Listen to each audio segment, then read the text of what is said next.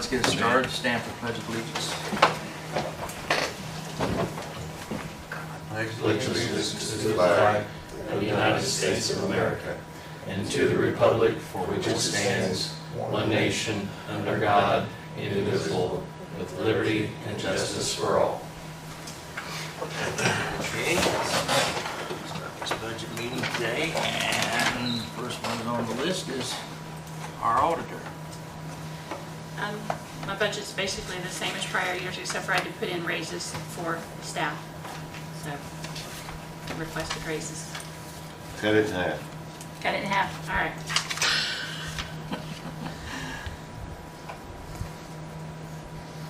And page 6. Honestly, for some of us, you probably need like 5 minutes. I didn't need a 20-minute window because I got nothing. So.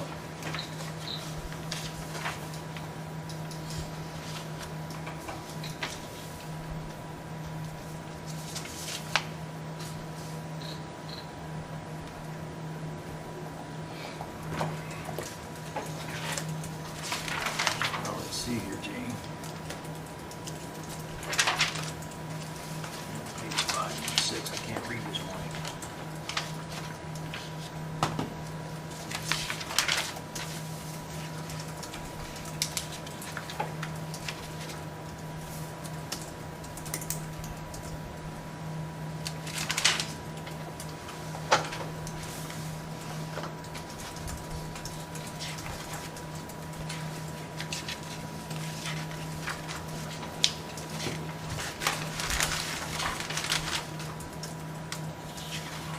Have any questions for Jane?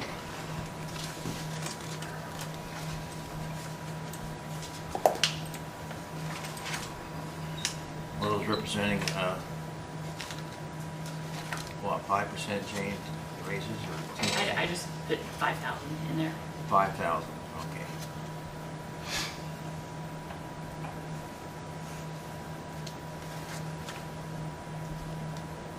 Get optimistic.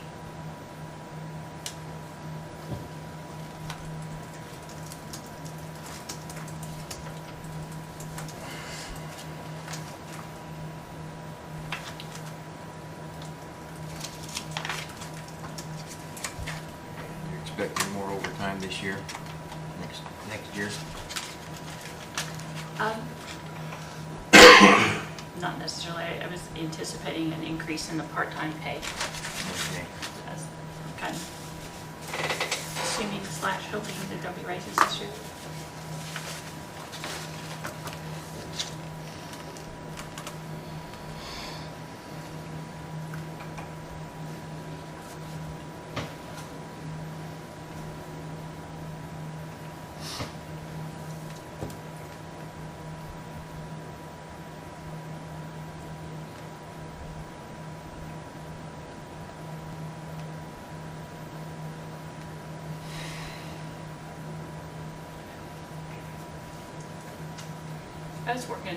I've been working on a spreadsheet that I'll have ready for you guys before the next set of meetings. Sharon had asked that I go through and put in, like, if we gave $1,000 raise, here's what it would total cost. If we gave it $2,000, like kind of a spreadsheet for your consideration with all the employees. So I'll be getting that out to everybody. Are we still around 97 employees at the courthouse? No, there's, Employees total for the whole county, it'd be like closer to 197. we've got almost 200 employees. Okay, then it was 197 a year ago, 2 years ago. when we I can did tell, Yeah. I can tell you how much it was. And we were able to meet budget by cutting $2,000 off the raises at that time, if I'm not mistaken, Jane. We were able to meet budget at that time, so. And I know we're trying to make up to what they lost at that time at this point in time. Angela And, only had you know, 195. there are some positions involved in the exempt, non-exempt issue regarding the Department of Labor changes. So across the board, hikes may not be possible. There may have to be areas where we go up higher in some positions than others. Mm-hmm.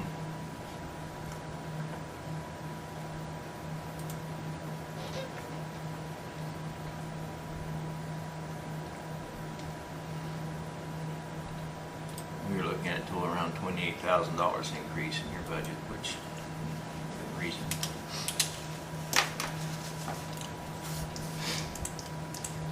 Any other questions? Okay, we got our first break. Okay. That was a tough 5 minutes. I think we're off the hook for now, Jane.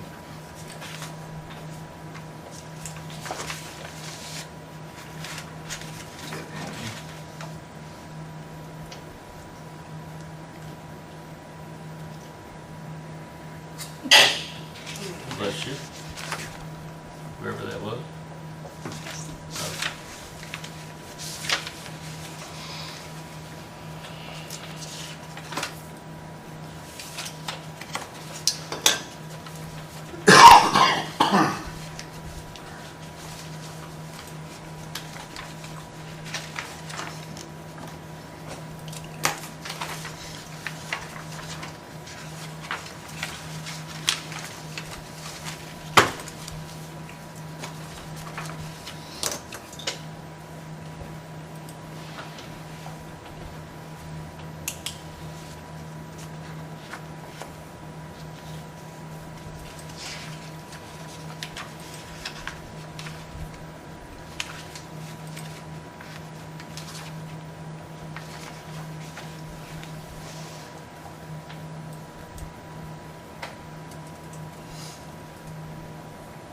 Have you texted him?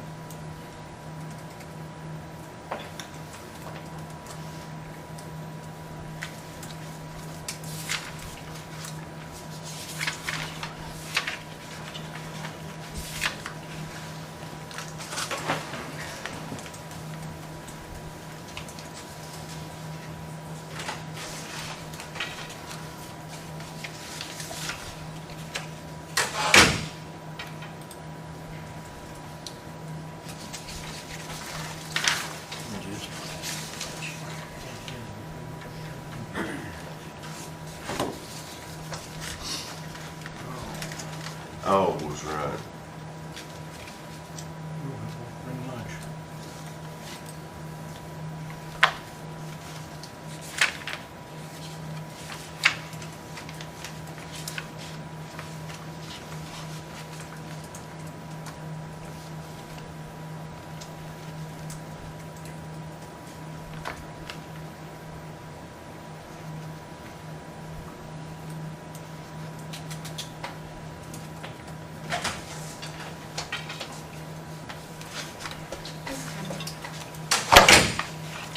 Good job. At least you know where to run them down at. Yes. He's easier. He's easy. Okay.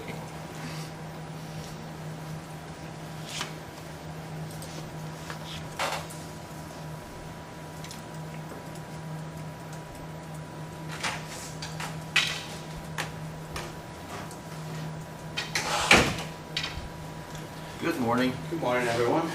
How you doing? Jeff, Doing well. How's everybody today? every day's a gift.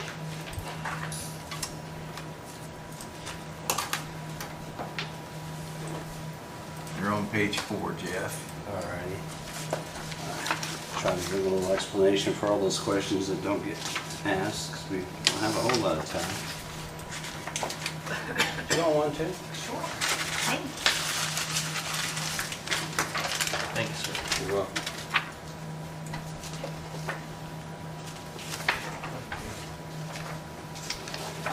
Yeah.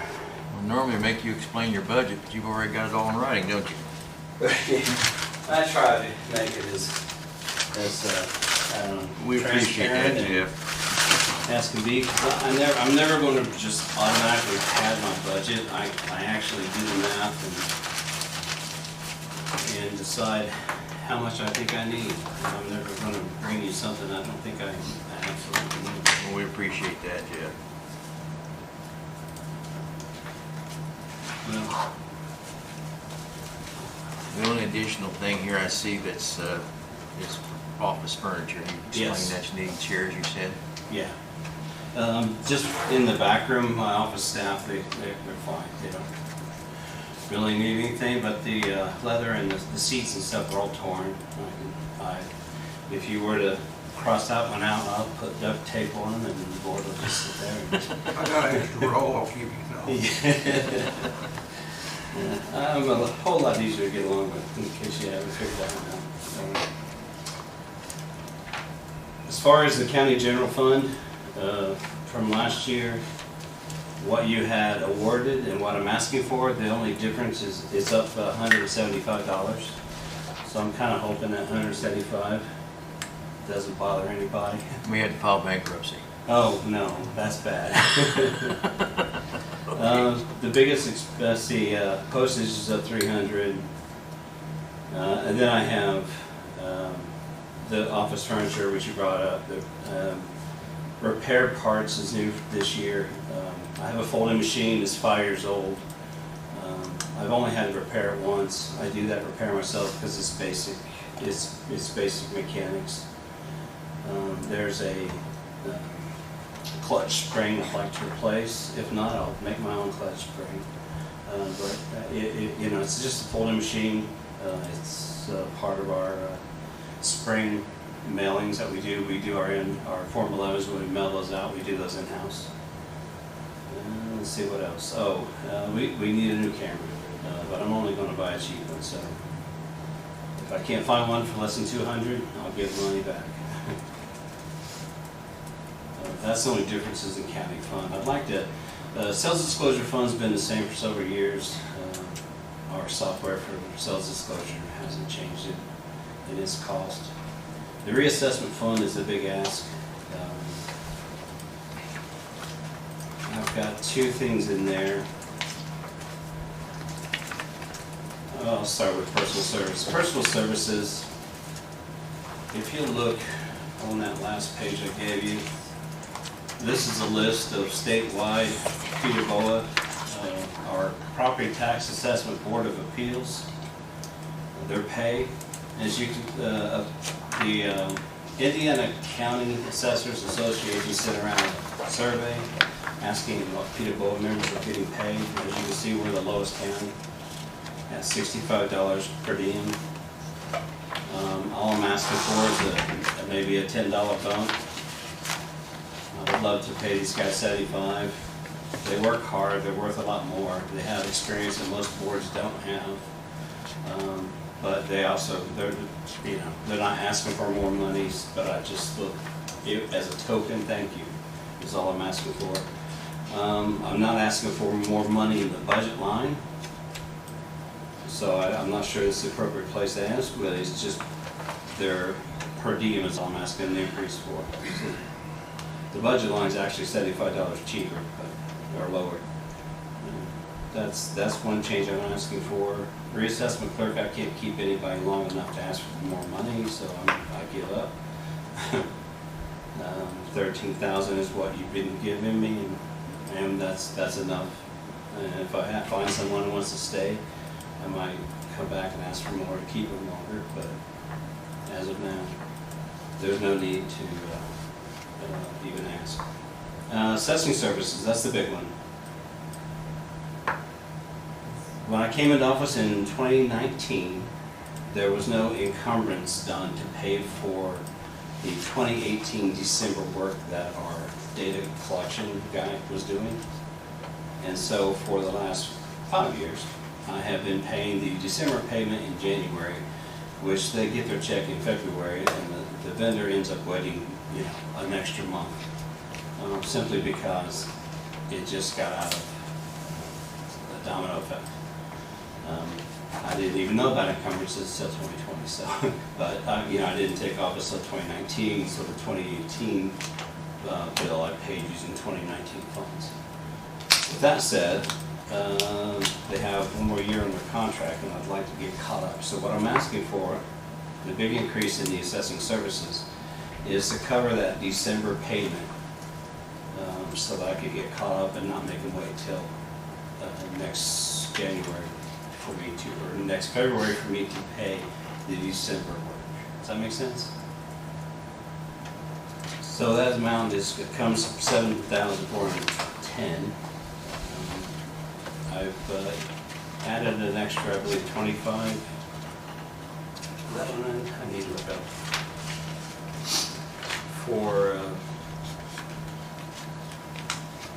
the Nada Guys, we use Nada Guys as assessing services online for our personal property mobile homes. And I assume there's going to be an increase in that license. There has been my 5 years I've been there, so I expect another. When it gets to the point where their license costs more than what we're getting in assessed values, we'll come up with a different method. And then the last big ask is $3,000 to cover the increased cost of state appeals. It's come to the point where the Indiana Board of Tax Review used to be, the judges used to be former assessors or someone that's worked in the appraisal business. Beginning 22, maybe 23, the state changed the laws and now they just have to have a law degree. They don't have to know anything about assessing. They no longer care about assessing laws, and they have decided that the only proof that they'll accept are fee appraisals as far as defending our assessed values. I don't have a whole lot of state appeals, but I will be getting more. You can tell by the way things are trending. And when it comes to doing large commercial industrial properties, I would have to farm that out. I have enough knowledge, enough experience, enough education. I can do an appraisal on a house. I can do an appraisal on a small commercial property. I can do appraisal on apartments. But when it comes to large industrial or large commercial properties, I would have to farm out a commercial fee appraisal. Those are running anywhere from $2,000 to $4,000. So I asked for 3. That could be cheap. Yeah. Usually 5,000 to 10,000 per commercial property. Yeah, I imagine.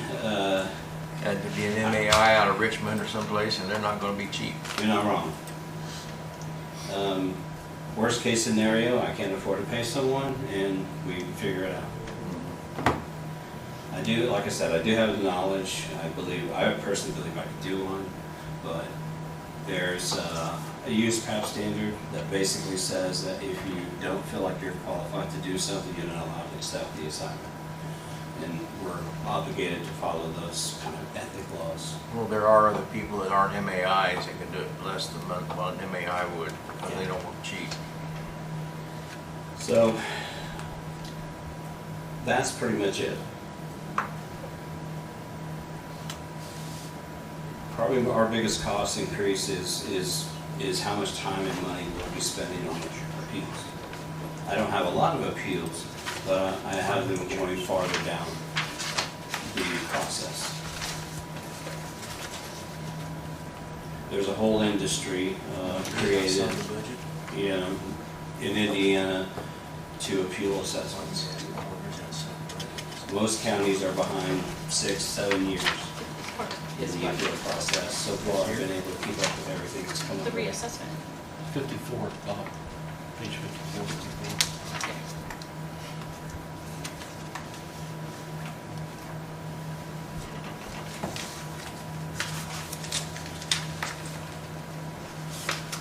Total difference between what you gave me last year for reassessment fund and what I'm asking is $9,925.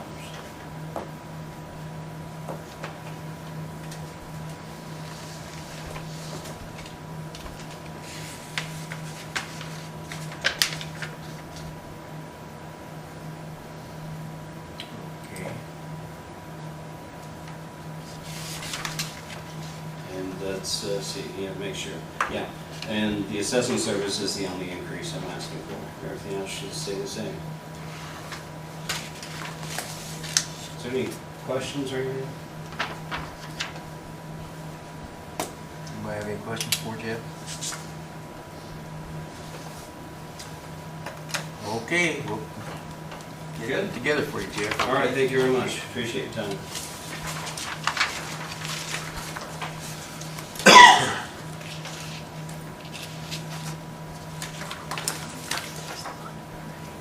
LaVonda running around the courthouse anymore.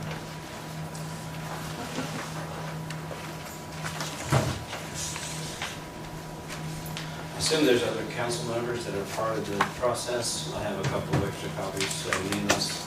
You can leave them, I'll put them in their mailbox. Okay. Yeah, like Mike Winter is on Zoom right now, so Okay. he's part of the meeting, so he's not here. All right. Thanks a lot. Have a great day. See ya. Thank you. You. Well, that's the truth.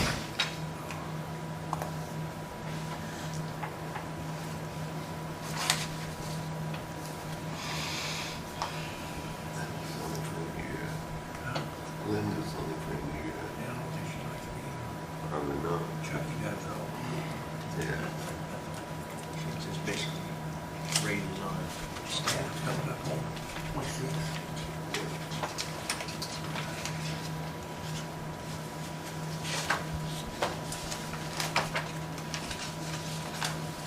Yeah, this should be short.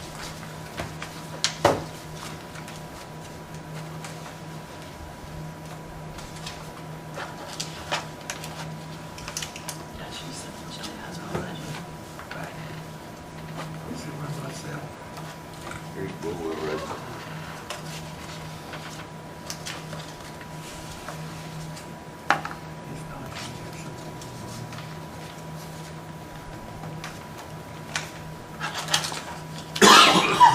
Yeah. I'll do nothing in one. Go in and set. Good coffee. See, I drink coffee in the morning and eat. That's what kind I drink. so long. I got a cup of crud right now. Gary does a good job. Keep this up when I get out of here today. Would be nice to have some coffee and donuts. You want, Jim? Huh? You want? It'd be nice to have some coffee and donuts. If only you had a better assistant. If we had a good assistant here, we have I can offer you a candy bar.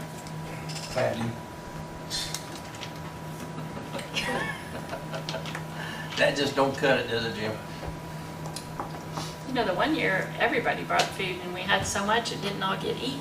So No. I was, Well, that was Sharon, wasn't it? She I brought was it. brought counting donuts. on, yeah. Are we at recess? Or I got donuts. Not officially. I guess we should be since we're talking about coffee look and like you don't I donuts. just was gonna let y'all know.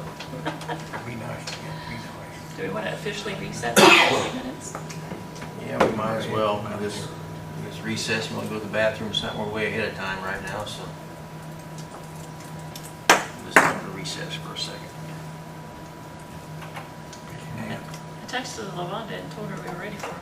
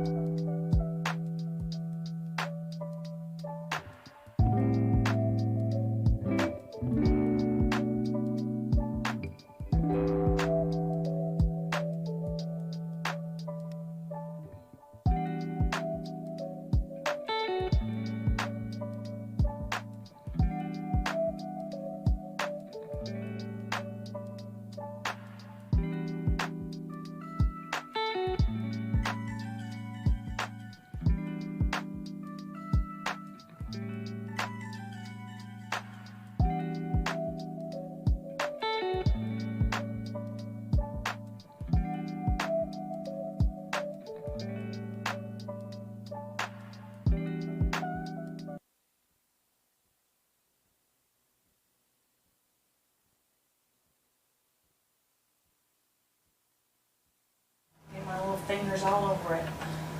She wants a $4,000 raise, I think. Jim. You gonna bark the whole time?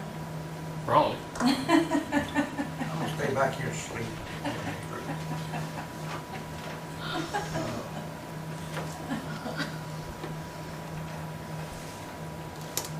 What, how much money? My goodness. I have a Miss America speech planned here too, along with this little presentation that I have for you. So, just so you be ready. Be ready. One of these. I can't go with that. It doesn't go well with this, so.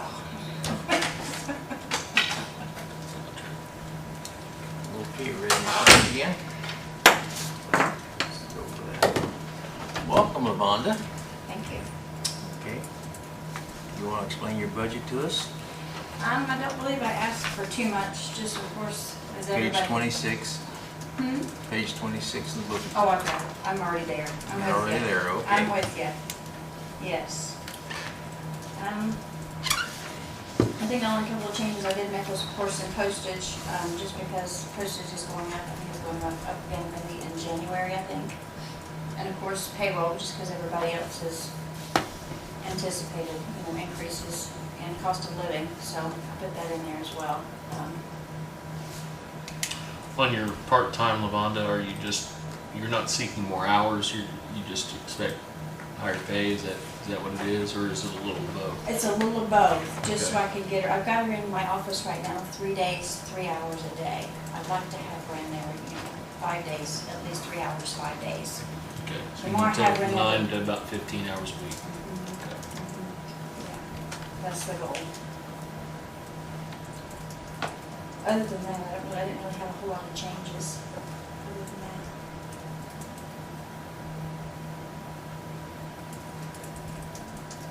You wanna talk about your little handout here?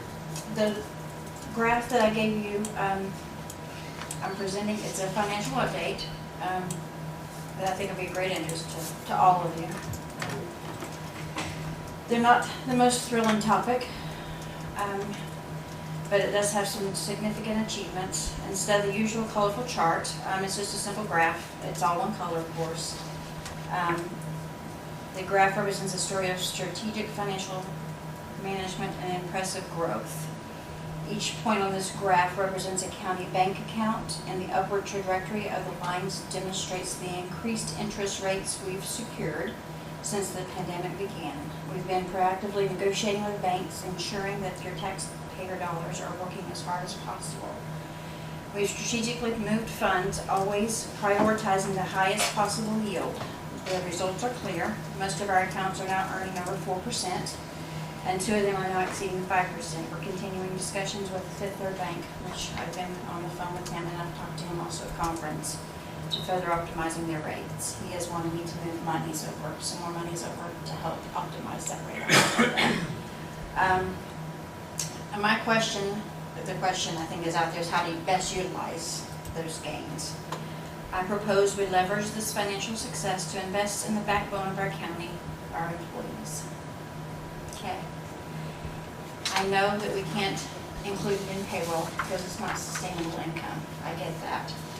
They're not just numbers on a graph, they represent the fruits of careful financial stewardship. They also present an opportunity to recognize the hard work and dedication of our county employees, who are instrumental in delivering essential services to our community. I recommend we allocate a portion of these investment gains towards a yearly bonus for our employees. This would serve as a tangible expression of our appreciation and reinforce the values we place on their contributions.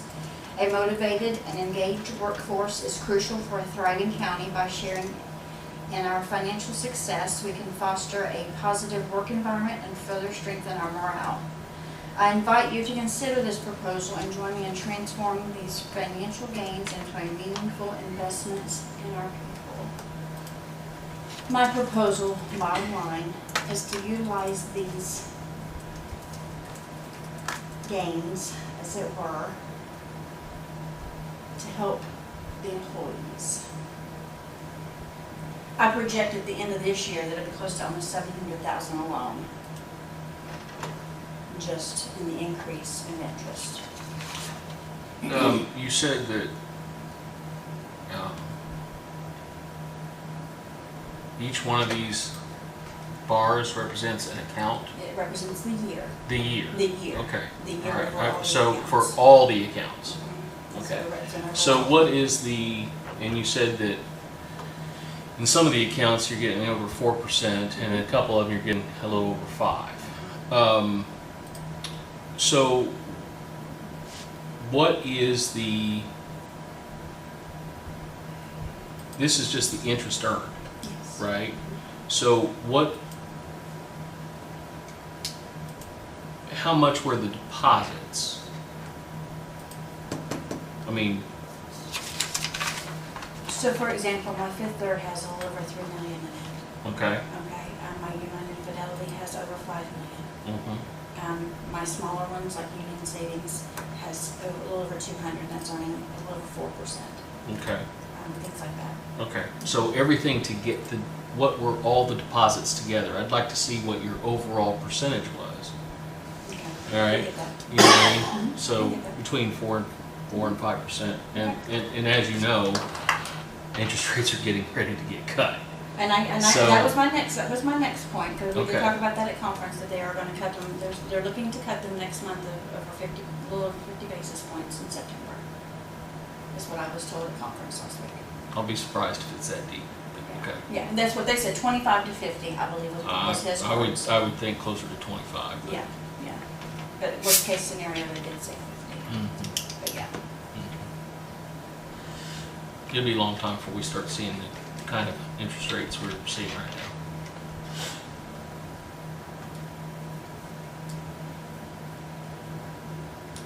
Banks are beginning to price in CDs at the lower rates as if the rates are going to be cut in September. Right. I had one company tell me it would probably be closer to January, but Right, they did say there could be another one by the end of the year, but they were not sure. yeah, I mean, everything I'm seeing is that it's going to be closer to September. Probably September 18th, right around there. It'd be hard to sustain certain bonuses. I mean, so I take it that comes from the treasurer's conference or whatever you went to. And so, The idea did not. okay, The idea came out of my small little head, but anyway. it was well written. But, Well, the speech was, I had a lot of help with the speech, let's put it this way. well, you did good. Yeah, I had a lot of help with the speech, but anyway, besides that. I'd like to see what your overall percentage has been, okay? Just overall. Okay. Well, Vonda, you're saying these deposits, I mean, this is more, it's not just county general, it's everything, right? I don't really put the county general in that perspective of it, just because it's an in and out account, there's things that's going in and out of account all the time. Okay. And it doesn't earn quite the interest rate that these investments do. I consider these investments, the county general only, it doesn't have it, because it's a Okay. basic checking account, so it doesn't earn what these investments are. Mhm. So these would be highway funds and everything that comes through The the county treasury? general just has the everyday funds that come through that, our ACHs, or the grant money, things like that, that would come through there through the state, things like that. Okay. Taxpayer dollars, to the property taxes, things like that, daily deposits. And that's what Scott's asking for, is just how much we're looking at. What's the overall rate that we've been able to garner? Yeah.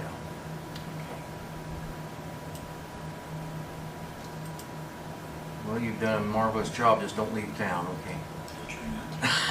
I couldn't go far because I only want to leave my house most of the time, so I think we're okay there. Okay, Lavonda, any more questions?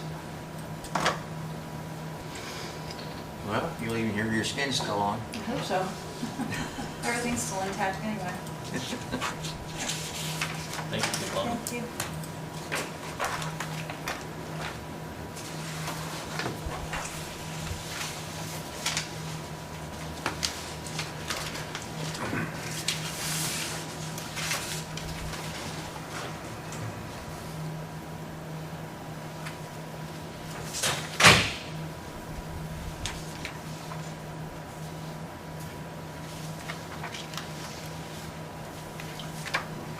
piece.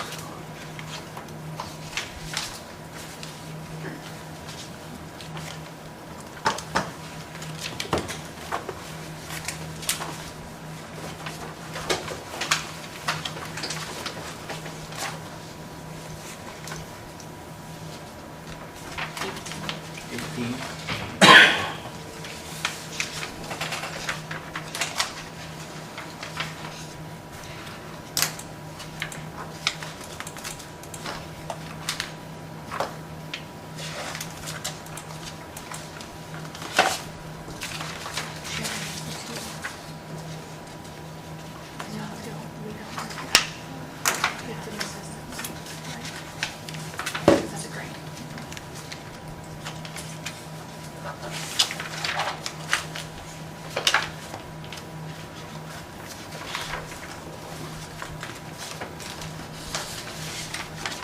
Hey Jeff, what's our next page? 18. 18. Thank you, Jeff.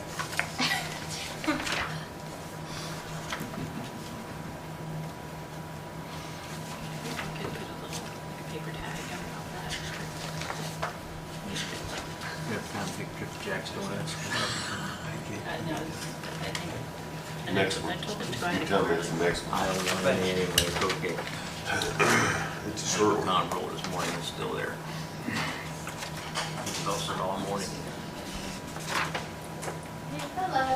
Um, Ready for it? You're on page 18 in the book if you wanna Okay. flip through it. Running ahead of schedule. How is everyone? Hello, Peachy King.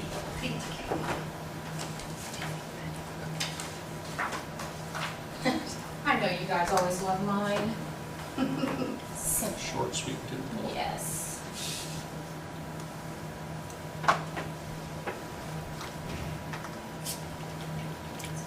You wanna go through your budget for us? Yeah. It doesn't look like you're gonna bankrupt us any. No, not at all.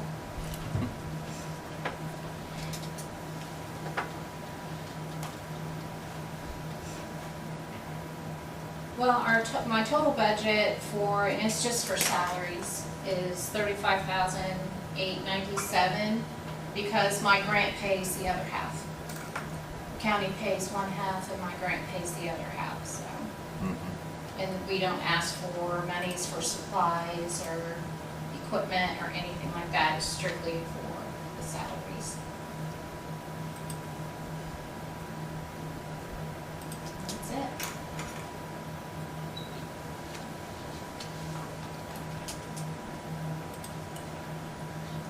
What, how you doing on volunteers, Michelle?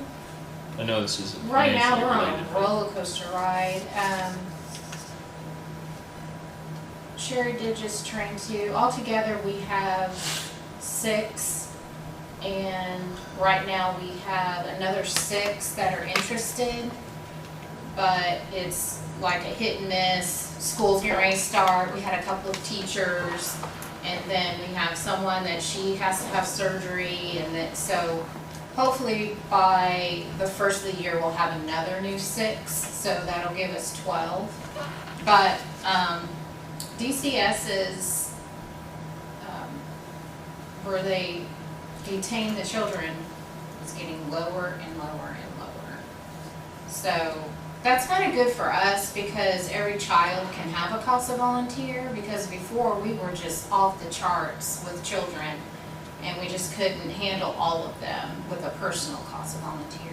So if we get this extra 6, then we're sitting pretty good, but we could always use more because we don't know when someone else is going to just retire or step down or anything like that, but we're still busy with it all, unfortunately.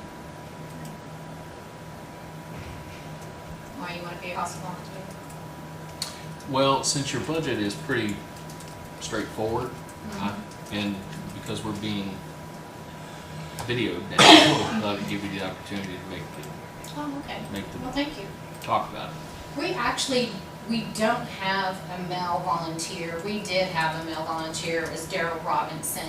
And we would always put him with male victims or male CASA, children. And that was just wonderful to match them up with a boy. But so we're really trying to get another male, at least one more, but it's hard. It's really hard in this community because you do have to pass a criminal background check, fingerprinting, DCS check. We run it through because we just have to be safe and have the children safe for people, and it's really kind of hard, so. But it'd be wonderful just to even have extra volunteers. Okay. And I wasn't sure, I talked to Jaleesa, and I didn't know about pay increases or anything like that. I didn't know if I could ask for a pay increase for myself. I have been with the county for 19 and a half years, and I just didn't know if we were gonna get raises or if I could request an increase for myself. Just wanted to put that out there.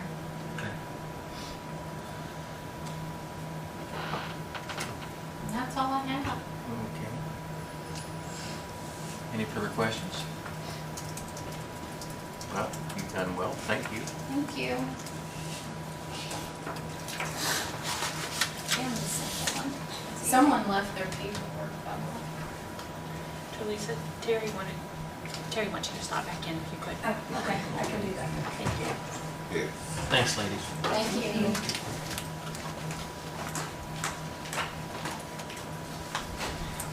Next page. Yeah. I don't know yet.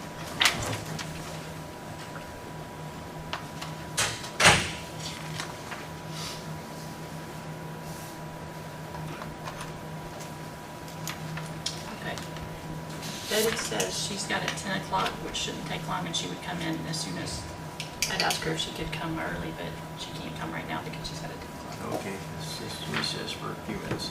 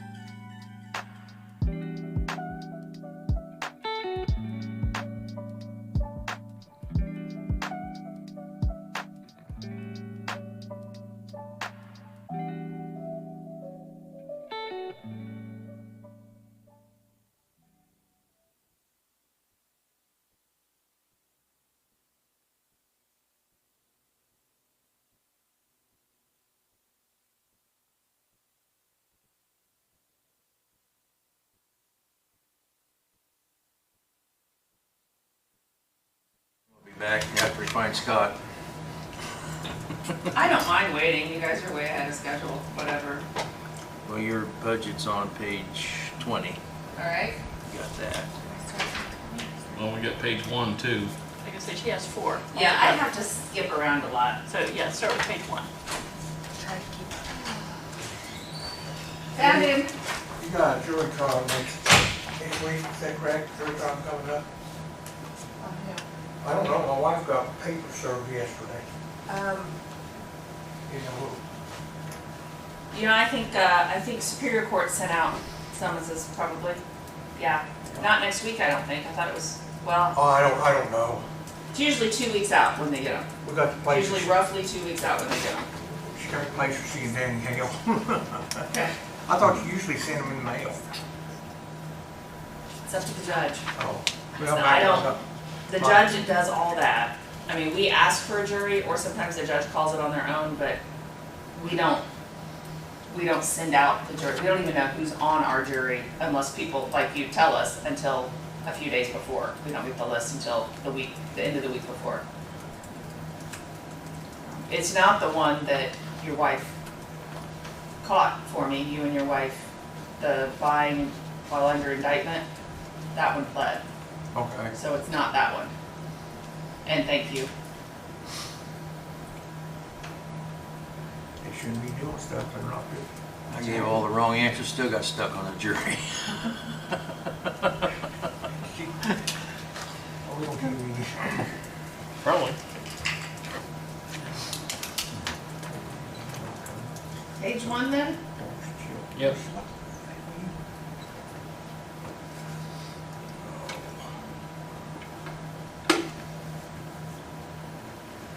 This looks like this is our general 40. Not general, I guess I call it my general 40 because we have so many other 40 funds. Of course, I've asked for raises. No big surprise that we'd be doing that, right?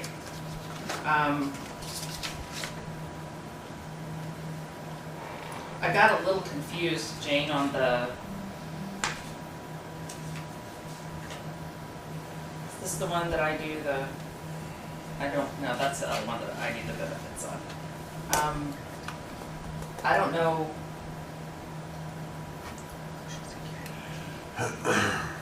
I say on this one, Social Security and the Social Security Medicare and then the PERF come out of here because that's part of what we can be reimbursed through the 4D program for. Yeah, I'm looking at the wrong one of mine. Sorry. Right, okay. Here. I don't have them in number order. Yeah, this one will be the 660. My numbers were that retirement number was so different from the last one, and I really couldn't figure out why. So I kind of questioned myself on the 9275, Jane, Mm-hmm. because last year it had been 7354. See that? I just used the percentage that you gave me in the worksheet. I don't know Yeah, if I was just saying, if you look at the like 23, 22, 21, like in prior years, it's always been like close to that 9,500 figure. So you did good in asking the 9275 is more realistic Okay. than the 7,300 was. Okay. I'm not sure how that number. It might have been in the shuffle of salaries Maybe. when I Yeah. moved some stuff around. So it's good that we put it back in here because we can be reimbursed for that. Yes. Okay. Everything else I think is just a small increase. I assume that on the conferences, I just assumed that things are going up. And my staff, this child support staff has to go to a conference, we have to pay for the conference, we have to pay mileage. We reimburse some meals that aren't provided, and the price of those meals is going up, so I bumped that $100. We don't always use all of that, so that's, I don't know if there's a lot of big change to even discuss in this part. Anybody? I got a question about your investigator. Yes. That line item used a lot in 2019. almost 11,000.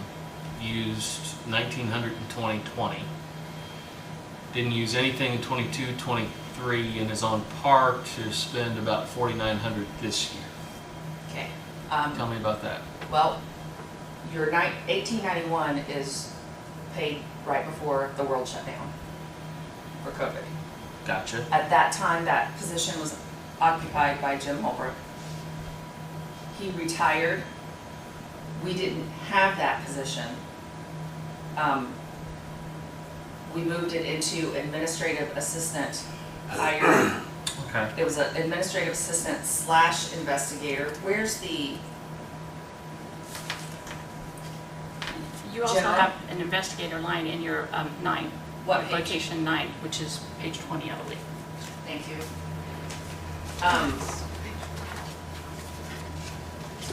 So what we did was, the administrative assistant had retired. Jim retired. I combined those two. Robbie became like an administrative assistant there. And I think, well, I know that Robbie was paid without benefits. He was paid like the investigator is now. So we kind of changed that position a little bit. So what you see there, you don't have to, in your head for those years, add all the extra stuff that you pay for all the rest of the employees. And then the, when Robbie left, we reorganized those two positions and created an investigator and an administrative assistant again. That was when, you all were saying, help us cut costs, and that's what we did to try to do that, and so our costs were down quite a bit Right. for a little bit. Now we're back to having an investigator, and the investigator that we have now is Craig Hamilton, who, when he started the position, was still working for the police department and has retired. So the hours that he's available will go up a little bit. So it's, And he retired earlier this year? yes. Yes. And he's paid out of both. Okay. Out So, of both. so he's okay. not getting he hasn't gotten just that Gotcha. 25, 20. Gotcha. Has he only been paid under $7,000 so far, Jake? Yeah, No. looks like it, yeah. Thank goodness his camper's paid for, his RV's paid for, I guess.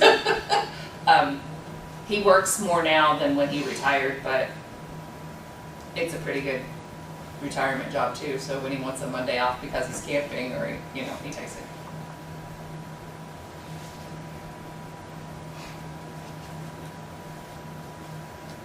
Did that answer the question? Mm-hmm.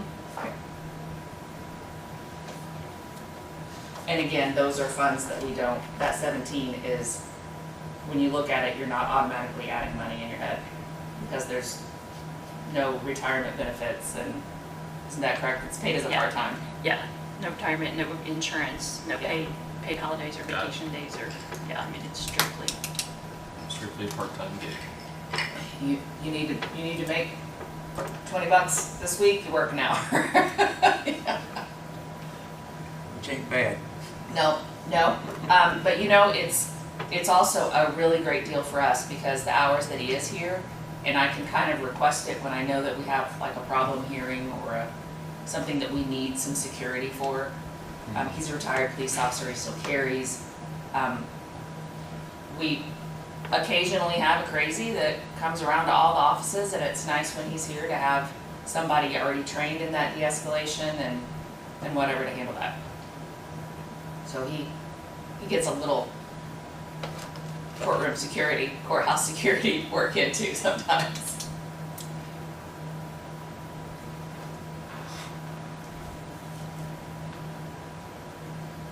it is kind of nice knowing that, we have called you before when we had potential crazies. And he has the cameras on his computer, and he goes and checks out whatever somebody calls him about. That's what I was gonna ask, Patty. I mean, you're protected in there, right?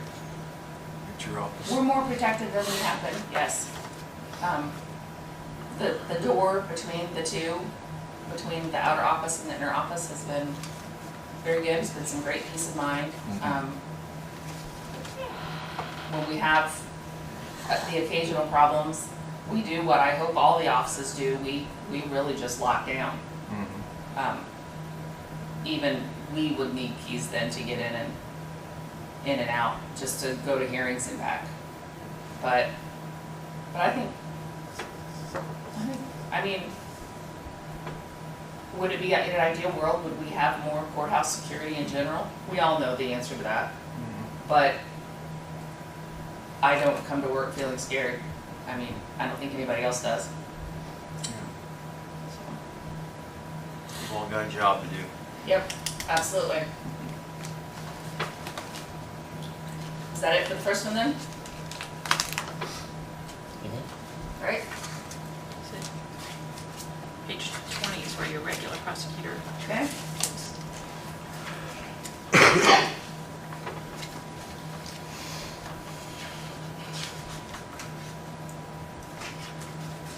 And I think on, the investigator kind of straddles both. I think I saw that we weren't using it all, so I didn't ask for more. I mean, you're getting some of that back anyway, but I think the most he would work would be that 17 on each, and we haven't gotten there yet, so. It'll be interesting to see what he does in retirement. He keeps threatening to do a 3-week tour of the West in his RV, so. That'll be a reprieve. I think everything else is. We increased office supplies a little bit. Things are going up. Depositions. Some attorneys in some of the big cases come from other communities and they bring, the way a deposition works, if I'm a defense attorney and I want to do a deposition, I have to hire the court reporter. So I hire the court reporter to come and take everything down that's being said or recorded or whatever and transcribe it later. And the defense attorney pays that fee for that court reporter to come, and if they want a copy, pays for a copy. If we want a copy to be prepared for trial, we pay for a copy. Now, the local court reporters that we use, it's amazing how much difference the price is when it's someone who comes from Indianapolis or whatever. So I noticed that depositions were going up, so that's why I increased that. And that's kind of a hit or miss thing too. I don't know if next year we're going to be doing a trial prep that's going to require that. We've got, even though Judge Freed decided I was a witness in Devin Franklin, and I didn't try that one, all those fees still come out of our budget. So all of the prep, any time that they need, like to bring witnesses here, there were some professional witnesses in that came distances, and the law requires us to pay mileage for that or whatever. Those will all come through our budget because it is our case to pay. So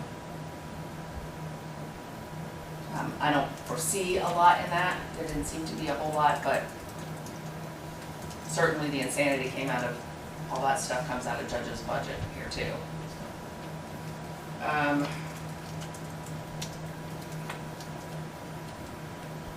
think everything else I've tried to just keep as much the same as I thought was possible. I'm not trying to just up everything on you guys. Try to do as much as we can creatively with those funds that are available to us that aren't available to other departments, so that maybe you can do for other departments when you can.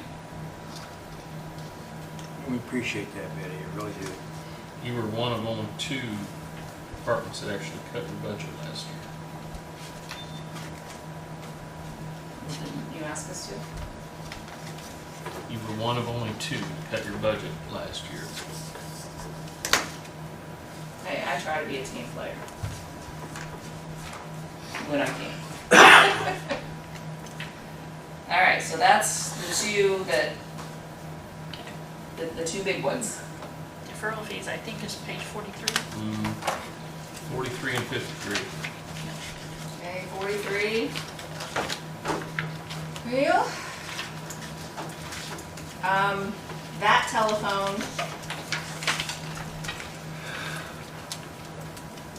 I believe is, let me look at 53. So one of the telephones that we pay is the line for the sheriff's department. Do you all remember that? For the book-in process and the fingerprints and the, and to be honest, I never remember whether maybe we have it in both. Maybe it's 3,000 something roughly together for the whole year. Are those all to the same thing, Jane? Can you tell? I should have looked at that. I don't know.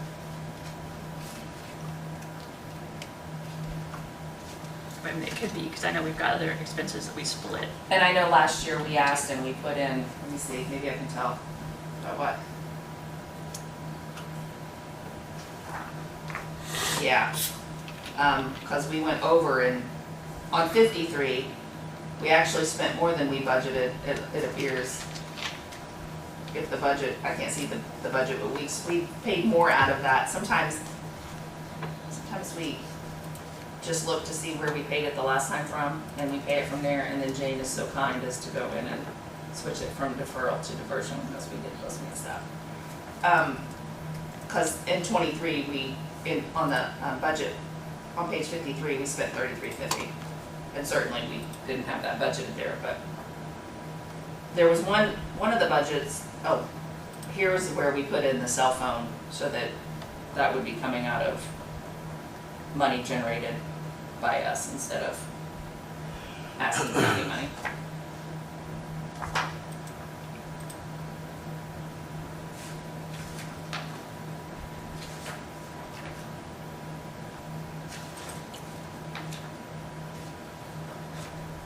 Gosh, I remember when we used to do donations. Yeah, we don't do that anymore. Donations come out of my checkbook, not yours. Yeah. Well, I mean, out of these fees, it wasn't a bad idea. We sometimes helped police officers, or I think we've contributed to DARE sometimes, but out of deferral and diversion, that seemed logical, but everything's changed. Is that the only other two? Because, I have other pots too, but I don't budget them. I have other money pots. Any other questions here, Betty? Looks pretty clean, Betty. Okay. I don't know if you all noticed, I don't know when my staff sends an all email out, if you guys are included in that or not. Because I've never looked at that group, but this year we did, Malcon, who handles all of our incentive fund stuff for us and keeps us right with all those auditing people for reimbursement, told us that our funds were our bank account was getting a little high on that. Do you know the balance, Jane, on that one that we? Oh, yeah. I mean, I think it was, Yeah. I think we still have like 60 grand in there or more. And we purchased furniture. We have all new, we had the staff that came from the other office and we've hadn't changed anything. We've gone paperless. That's changed some arrangement of desks and stuff with scanners and whatever else. We used all of those funds for that under the supervision of Malcon, making sure that we did it right, to buy some furniture. And then we took everything, it was pretty worn. We had some stuff that was pretty rough, but we took everything that we didn't need anymore and put it in the conference room and sent out a note that said, if you want it, come get it. And some things did go to other offices. So some of it wasn't worth. We had some chairs that we had purchased and the finish on it, they weren't leather, obviously, for the government. They, but it was just flaking off and you couldn't walk by it without getting black stuff on you. Was it the $88.95, the 40 incentive? Probably. Was it? Yeah, because it still has like 154,000. Okay. Yeah. Yeah, it looks like you spent like 10,900 maybe, but it's still a, Yeah, we always try to, Healthy balance. when we're able to do something like that and we do it, we always try to pass along whatever is still something that could be usable. In fact, I think there's still a desk in there that we're gonna have to, it's been a while, gonna have to figure out a hutch or something, figure out what to do with. actually, the desk that I used came from Tills the last time And- you did that. You got a whole bunch of tape. I cleaned out the supply closet Oh, yeah, and like for adding machines? yeah, Okay. Sharon came from the auditor's office to work for us, and she used an adding machine with the tape rolls, and nobody's used them in our office since then, and I'm like, oh, somebody in the courthouse can use that. Yeah, there you go. We don't need those. We'll put you in charge of courthouse dispersion. Yeah. So where's that pot of money come from?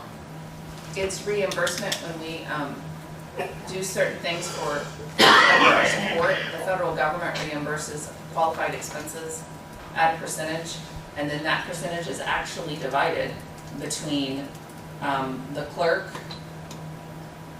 us, is there a third one, Jane? Just county general. Oh, yeah, and county general, yeah, the Okay. third one.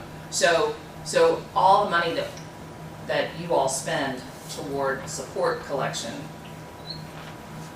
you get a small percentage of, the clerk gets, I think, a little bigger percentage of, or maybe equal to our percentage. And then those, I can only spend those on child support, obviously. Mm-hmm. So, the child support paid people got, the investigator is part child support, he's always finding people for them and serving stuff for hearings and whatever.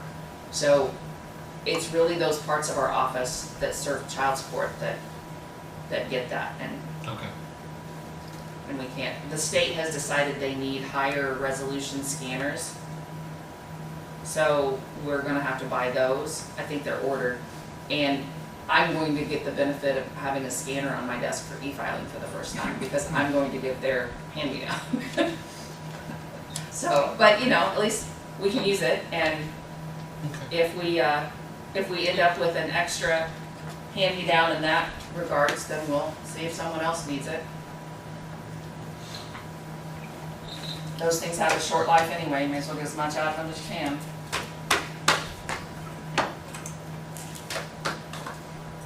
Right. Okay. That's pretty bloodless. Yeah, not bad, not bad. This afternoon will be different, but this morning's not bad. I'll take you guys over an afternoon of pre-trials of criminals any day. Oh, I'll bet. It's a tough job, Betty, I know that. Yeah, I enjoy it. I still enjoy it, thank goodness, because I still gotta do it. That's right, someone's got to. You know, I can't retire yet, so at least it's a job I don't hate. See ya. Thank you, Yeah. Betty. Well, I guess we can move on to us, can't we?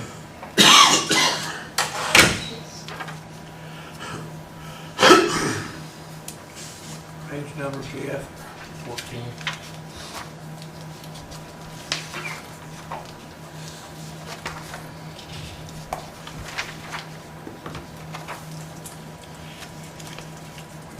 We're looking for the same amount of money as last year. Yep.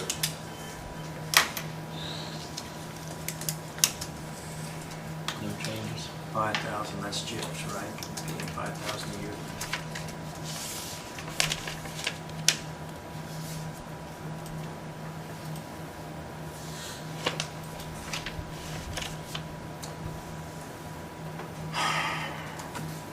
Anybody have any questions on this budget request? Yeah.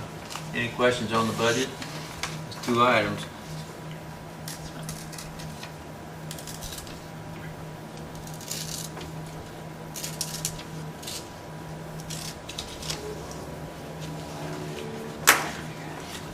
Okay.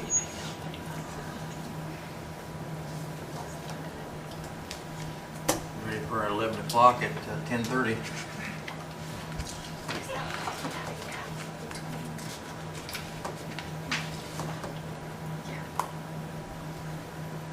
Does anybody have Ron Stevens in there? I don't.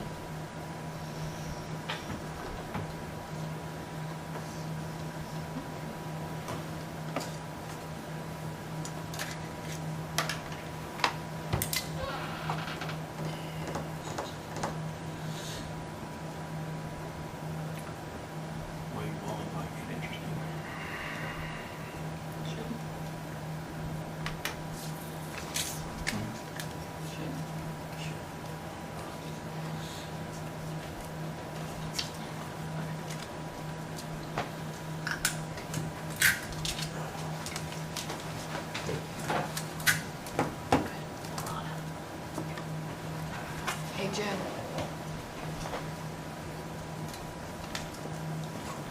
I can't read it.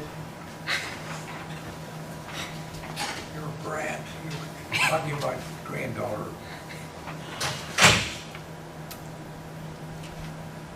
Okay, he said he's on his way. I actually had him on my cell phone. I don't remember that I did, but Does he have an office in the courthouse or he's outside? he's in the annex building next Annex door. building?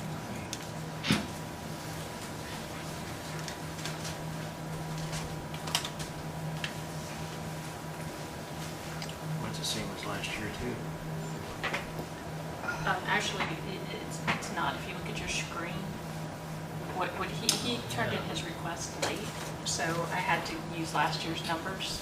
But what he actually requested is what's under the notes column.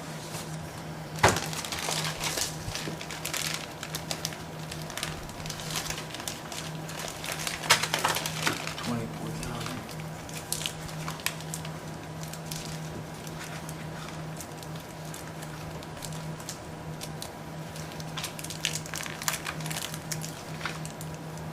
He doesn't have anything. It's the same as on here. No, not if you look at in the notes line, the notes column. He's requested it. 29.5. He requested an increase in pay and increase in travel and training. That should be 29.5 then. Yeah, if you remember, he had a stroke or something.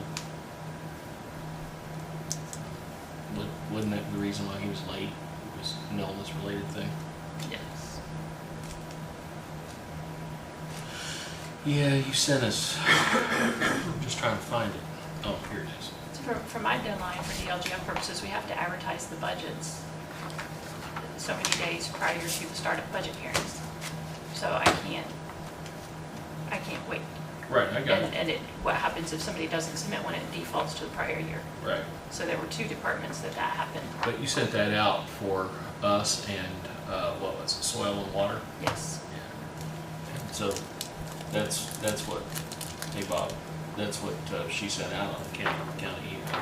Oh, I've got that back in You the got back that? of the book. So this is what they're using for Ron. I put all that stuff you sent out back here in case I needed it. I don't know what the words in. You sent out 3 or 4 of them.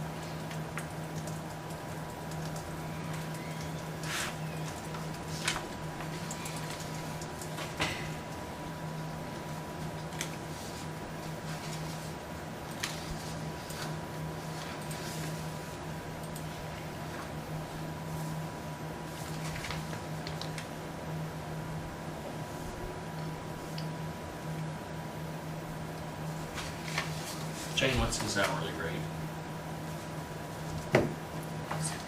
Because he's considered part-time, right? I don't know for sure. 17. 17 something. Hi, Ron. Hey, how are you, sir?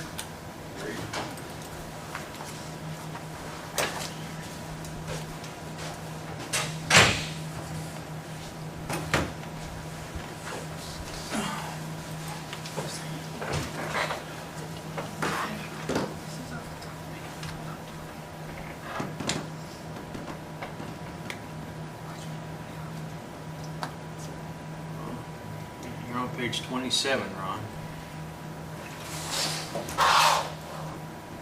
Well, you're gonna wanna look at the screen, not the book, because the screen, the notes column has what you actually asked for. I think when I explained to you, because you had submitted it late, which I know was not your fault. Yeah, sorry. But what I had to advertise was last year's budget. Yeah. But what you actually requested on that, if you look on your little screen, under 2025 notes, I Right. have what you actually requested. Right, yes, ma'am.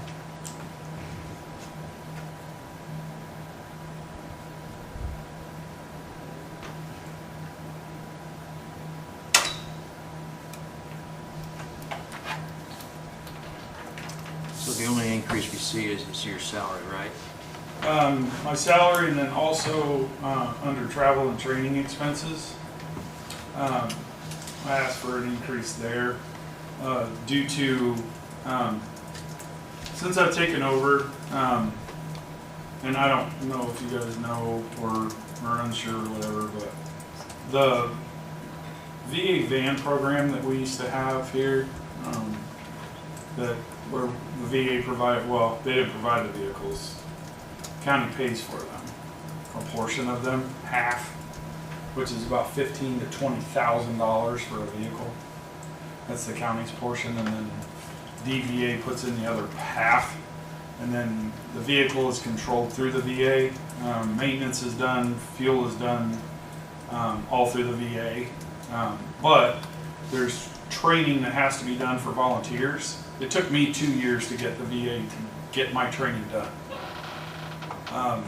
And then once I got it done, as I've been talking about the whole time that I've been here, as a veteran service officer, these vehicles were out of date when it comes to the years of service.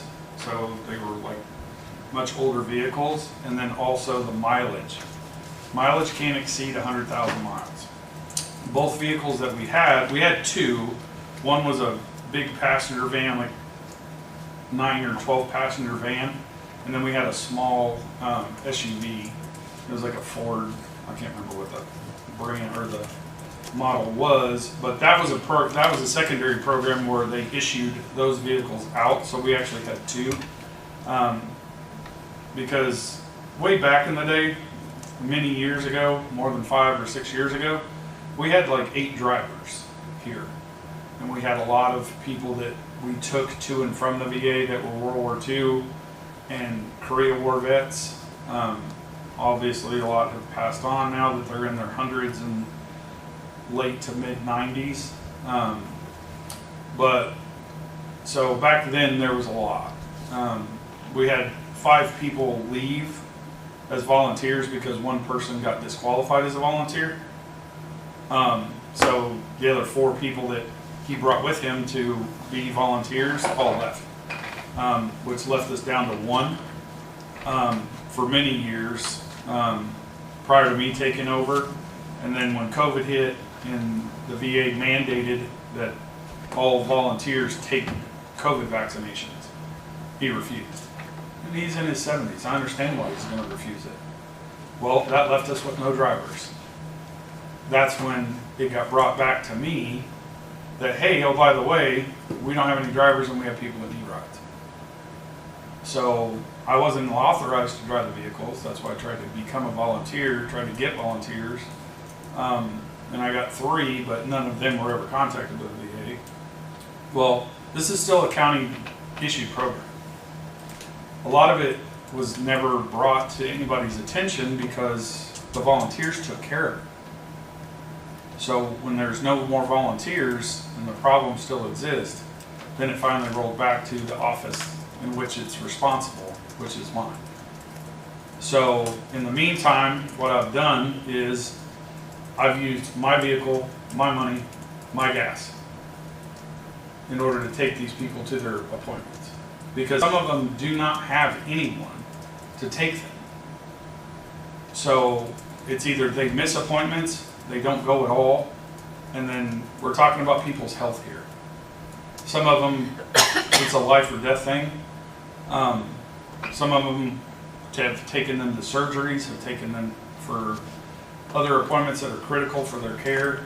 But I've done all that on my own money. I just can't do it anymore. And then I've been advised a couple times about doing, it's like, hey, you need to submit for mileage.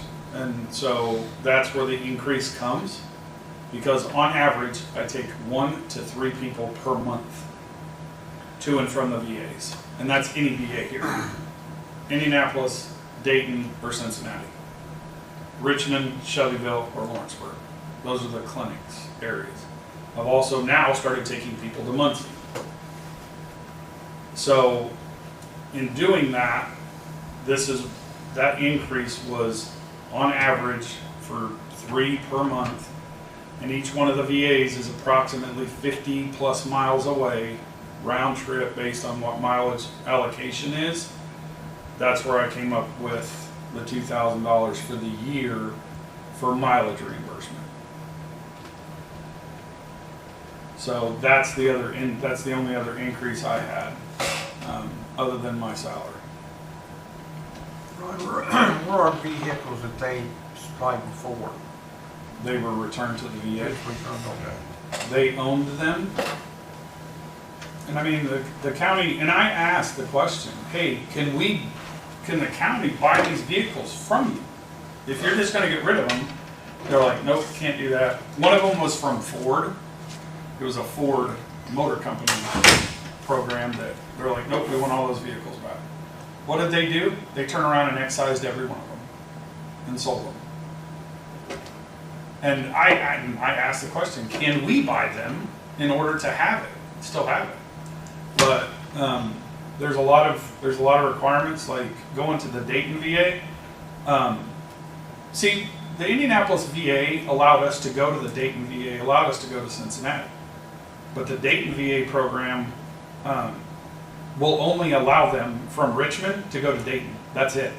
There is no going anywhere else. Shelbyville, Rushville has vehicles, but it's on a very limited basis. Richmond, I have to get them to Richmond, schedule with Richmond, and then the Richmond VSO, then I have to get them to the Richmond clinic, and then they will take them the rest of the way in their van or in their bus. They have like a little mini bus. But that has never worked out for us because they're either not running, they only run certain days a week, that's it.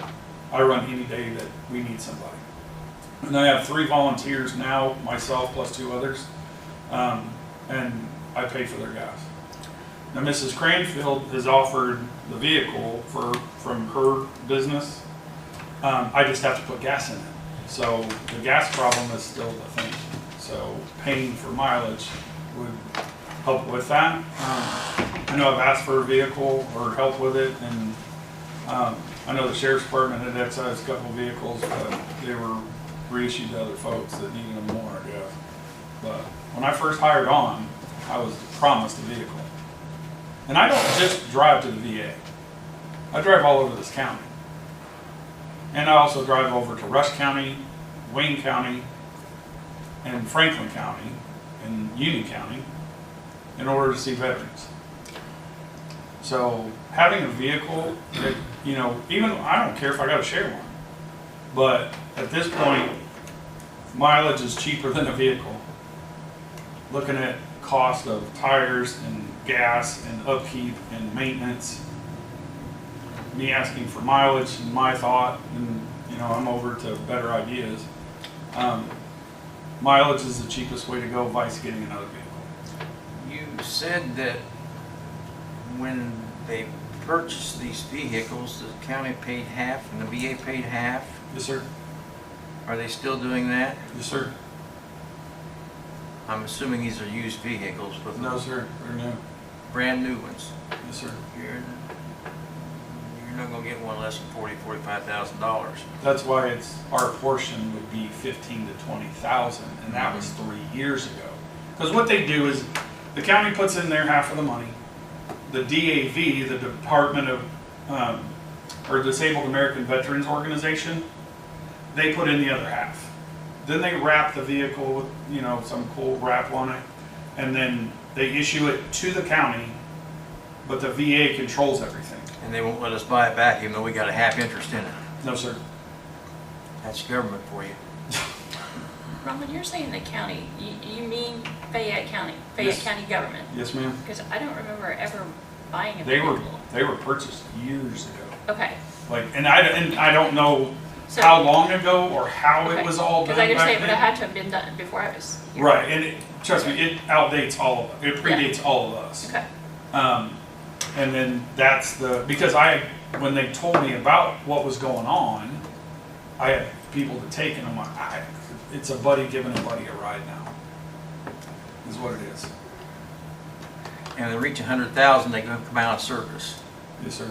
Or if they're over 10 years old. Because some counties, they're closed. They're much closer than we are. Are these specialized vehicles? No, they were not. It was like a 9 or 12 passenger, the big Dodge vans back in the Yeah. day, the big white ones. We had one of those. And then we had a small like Ford Escape or something. Both of which were vandalized right before we had to give them back. The gas tanks were drilled out and then they cut out the catalytic converters.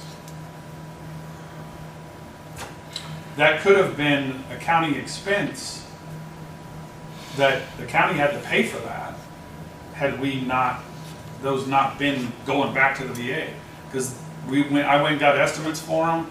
We got them repaired locally for the gas tanks. They drove them back to Indianapolis without catalytic converters on them. Well, I would think for the purpose of these vehicles, you could probably find a dealership that'd be willing to give you a special deal on these vans or whatever for veterans. I've talked to Mr. Reedman about it, and he said, Ron, I can't give you a vehicle, but you know, he would work with me as far as what that is. Yeah, they're not gonna give it to you, but they No. can take some money off of it that Right.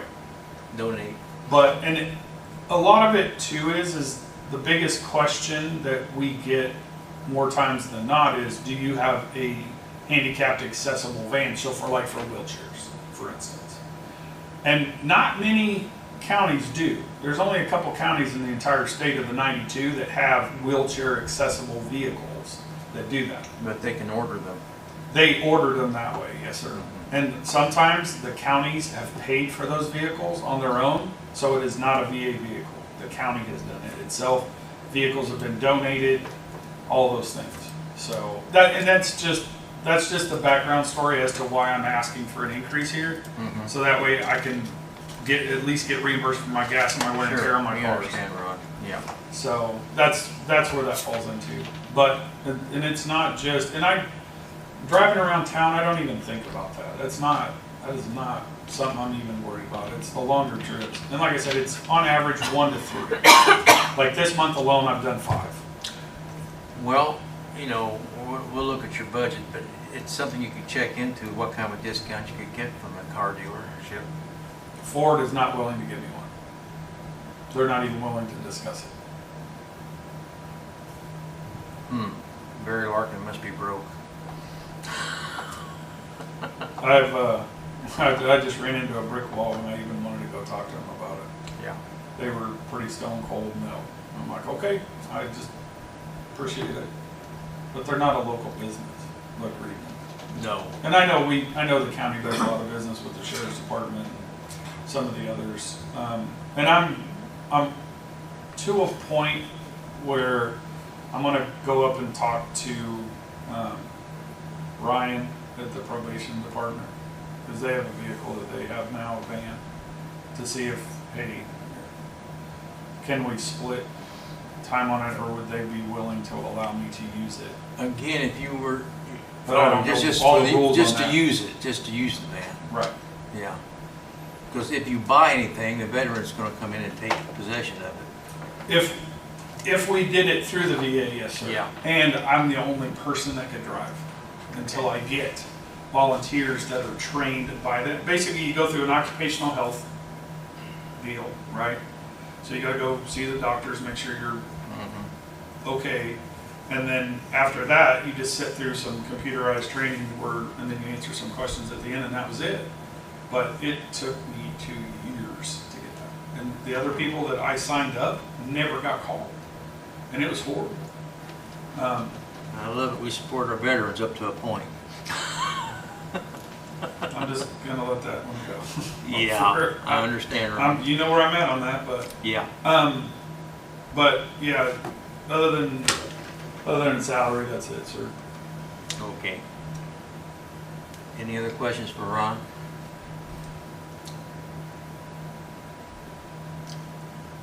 Okay, Ron, seems pretty straightforward. Okay. Do what we can for you, okay? Yes, sir. I appreciate it. Is there Okay. anything I need to fill out on this thing, or would just somebody just leave this? Yeah, somebody just let me Okay. know. Thank you. Thank you, Ron.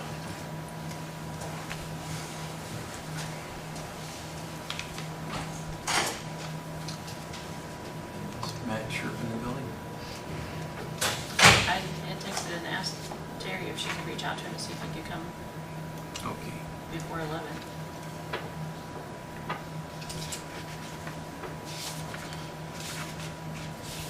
Can you turn it to 44? Hmm? Page 44 is next, right?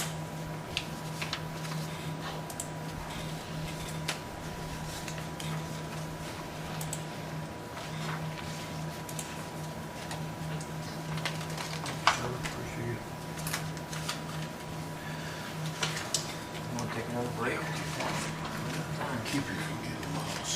And 51. And 61? 51. 51. Thank you. Got what? Without you, we're lost around here. Blind leading the blind.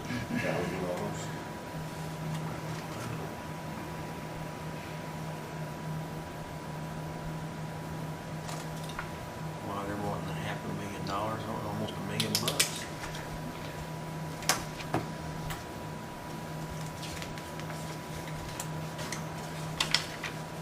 And have a raffle or something. No, their funds, the 1159 is a levy, property tax levy fund, and they have income where they charge for some of their services. The other one, the public health, is that governor's health initiative, that's all state money. Over here, Yeah, the $589,000. yeah, that's that new, that we opted into that new governor's health initiative. Oh, 272 to 589. They're gonna pay all of it? Well, that's nice. Okay, feel better already. Can't take it off the county general fund, though, can we?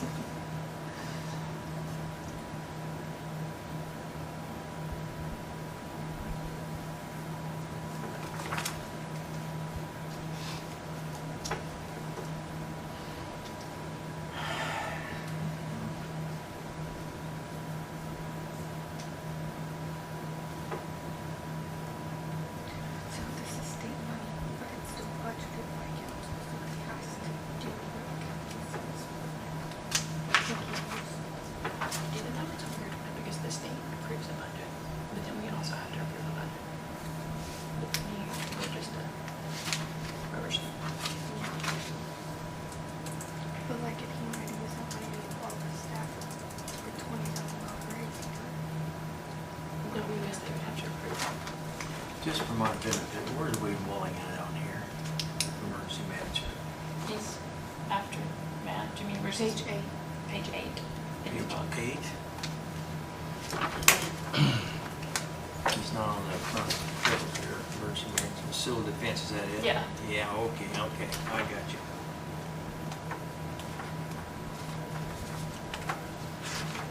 Just gotta know where the rocks are around here.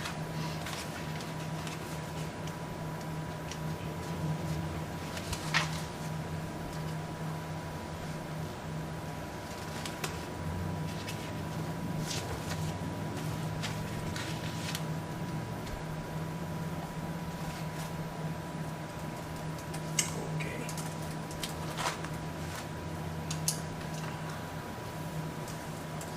Fill that water fountain up with beer.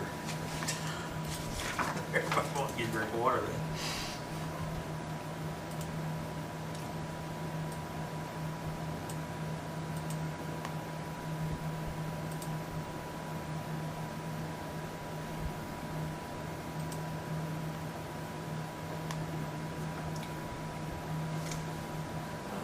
This page here, 44, that's county general, isn't No. it? None of it is? There's this back here. No, you see? 44 is its own thing. It's what? It's its own pot of money. I mean, it's funded through property taxes, Right. partly, and then partly through services. But it But didn't go it's against our budget as far as the, completely separate from county general. Ready for me? Yep. yes, we are. 44. Okay, you're on page 44. The first one is the regular health one, the one. First one, 44.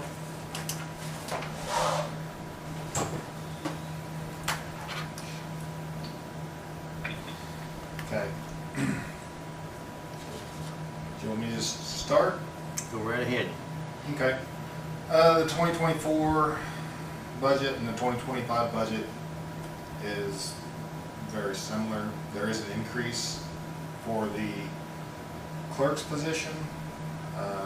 Recently had a job classification change for that position. Went from a CMOT to a PAT, which is a professional position. Let's see, everything else is just standard increase. Nursing supplies, I did lower, because we would be able to use some of the governor's funding for the nursing supplies. But basically, it's, I mean, we came in under budget from last year. It's a very similar budget, so.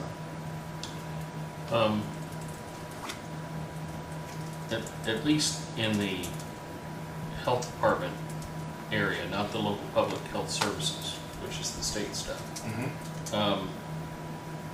In the nursing supplies, you're on pace to spend about $63,000 this year.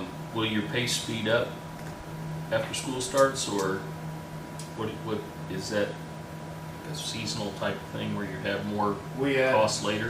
We had more costs with flu vaccines and stuff like that. Toward the end of the year? Yeah, we do a lot with flu vaccines, so. Okay.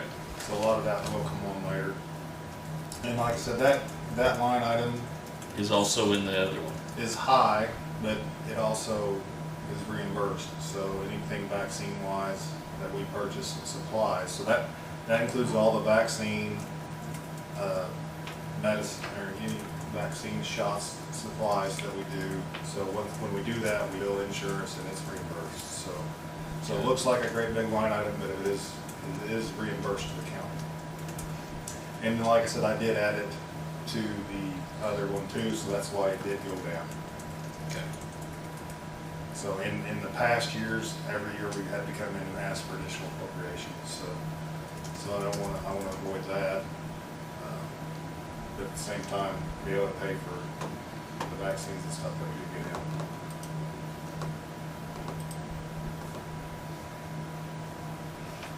But, let's see.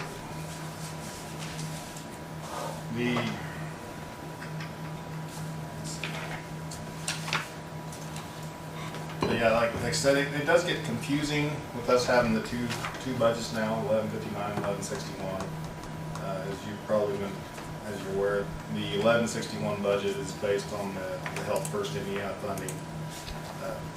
This program from the governor's office is designed to increase the health of all our citizens in the county. So it's a great opportunity for us here locally, at Fayette County being one of the lower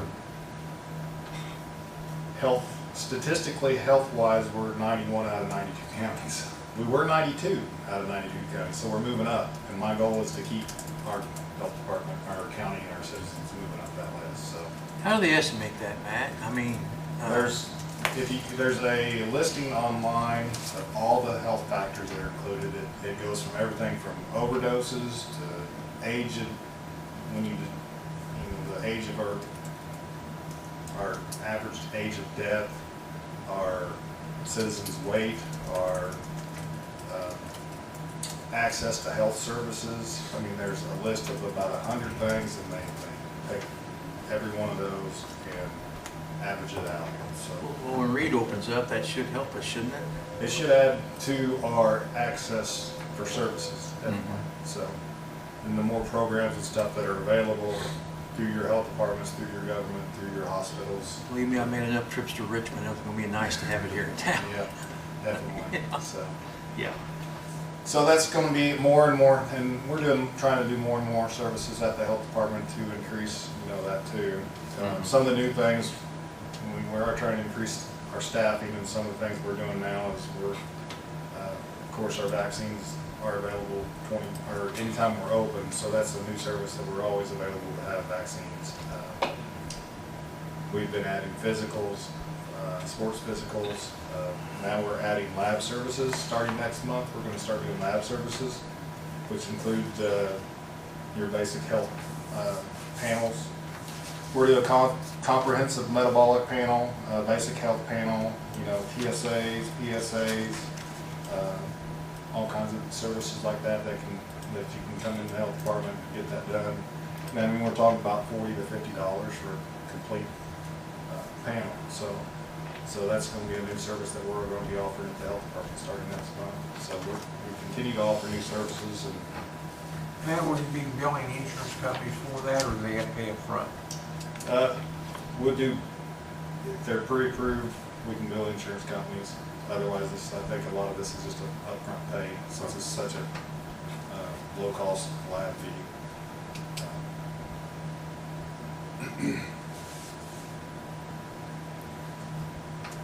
Tell me about your remodeling costs. The remodeling cost on the new budget? Yep. Well, this is something that I put in the budget that doesn't, in case we need, what my thought was, our current room, the exam room where we get shots, basically it's a conference room. So one of the items I budgeted for was possibly going in and doing some updates to add walls, office, and exam rooms.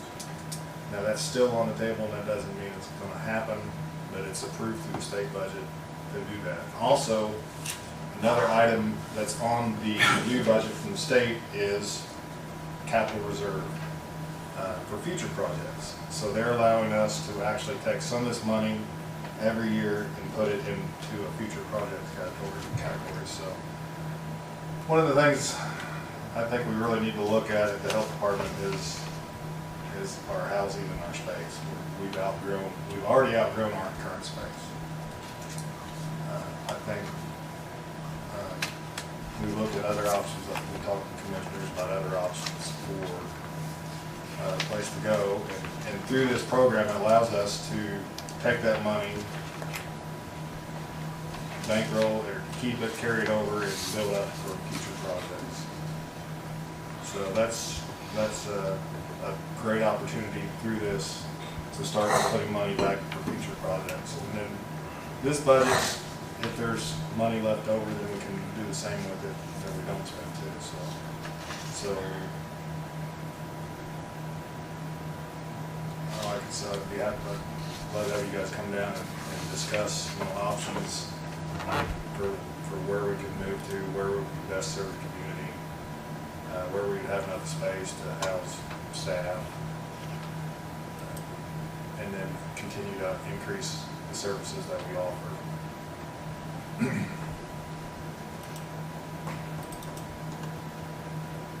Just go to the old Reed building when they move out of it. That'd be plenty of space. I think it bankrupt us. Yeah, I don't know that we want that. So.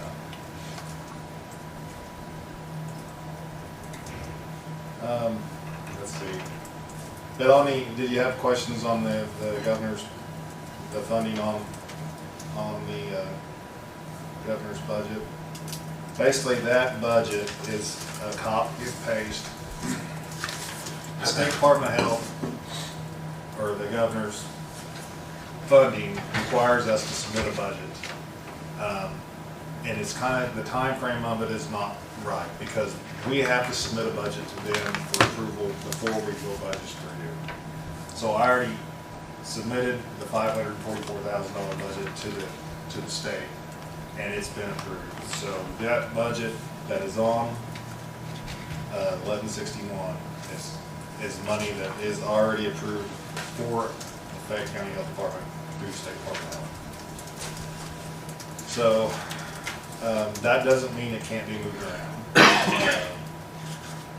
to best utilize Fayette County. So like I said, it's a generic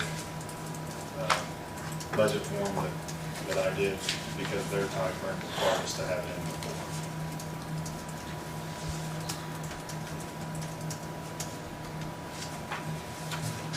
And it actually is higher than there was a change.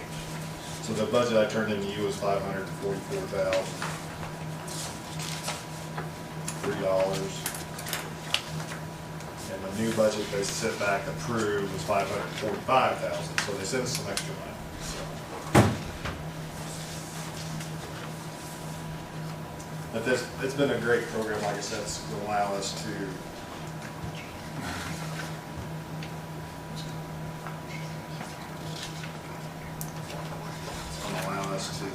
provide those services.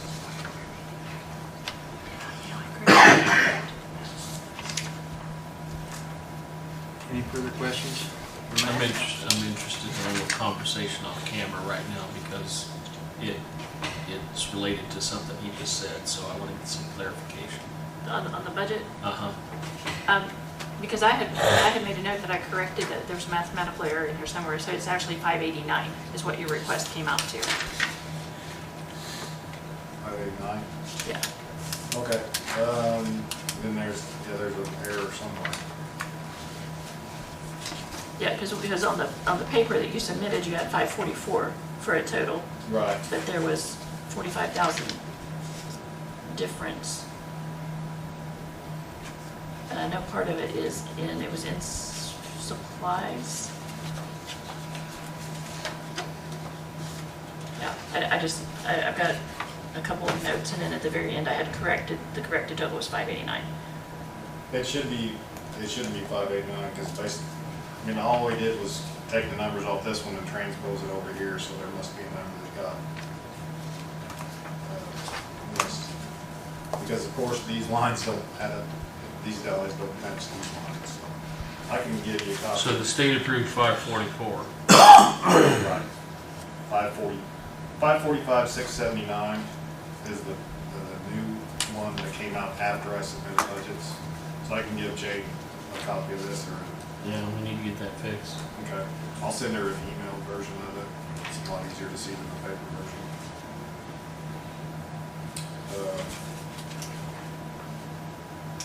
Okay, when you say fixed, I have to enter what I'm given. So I can't fix this. When you approve it, your approved numbers can be what his approved numbers are, but I can't change requested I got you. numbers. I got Only for mathematical you. I just errors. meant Right. when we approve it. Yeah. Okay, so would you, We're off $43,324. okay. I can go through it. Like I said, I'll go through it. See, Yeah. 43, it's all 324. 43, 324. Mm-hmm. Is that what you guys got? Right? I didn't add it. Okay. I'm telling you it's his actual paperwork. Okay. The easiest thing would just be this, send this Yeah, spreadsheet. you can email it to me, that's fine. And I'll have Haley walk it in. As far as, now salary and wages, is that just on the committee, is that on council? I mean, I know it turned in a salary and wage sheet, and I was curious how that plays out on. It'll be part of the discussion. Okay. I hadn't, I don't know, if the approved one, I thought I had it with me.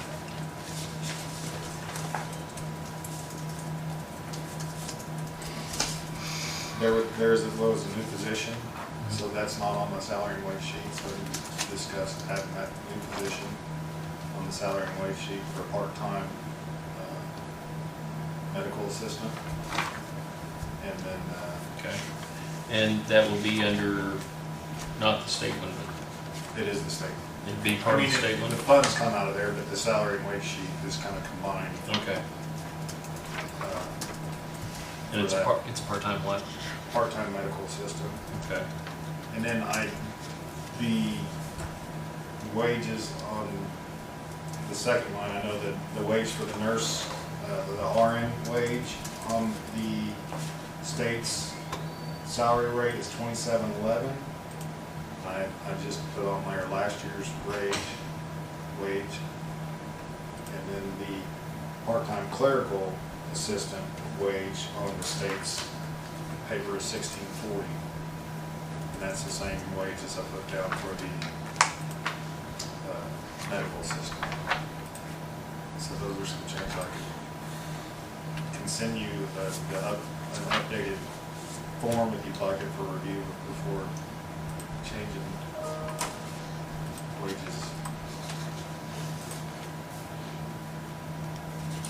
The new, and then the 144 with the change of wage, does that go through council too? Or- Yes. Yeah, because it's creating a new wage that's not on the salary ordinance. So I I have a 144 for the office manager position. But it is a new 144, and I have it set as the wage on the salary and wage, at $36,250 for, I've said that.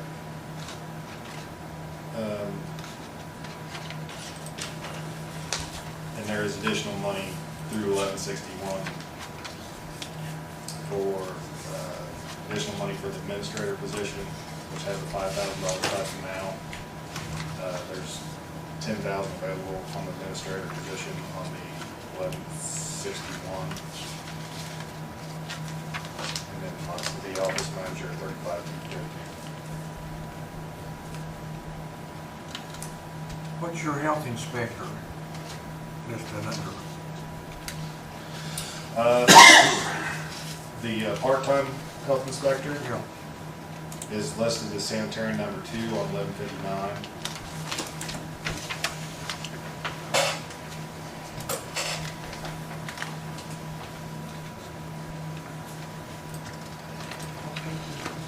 Page 44, Jim. That's where I was. It's about the middle of the page. And they also on the, I think on the, yes, I know on the salary and wage, I did have a new position also listed for a full-time health inspector and environmentalist. So through the funding, through the governor's funding, we have money available for a full-time environmental person. And that'd be a great asset for the health department to be able to have somebody that can dedicate their time to the environmental side of the health department. That would be complaint investigations, septic and well permits, also doing lead risk assessments in homes. We're doing environmental assessments for air quality, mold, mildew, stuff like that.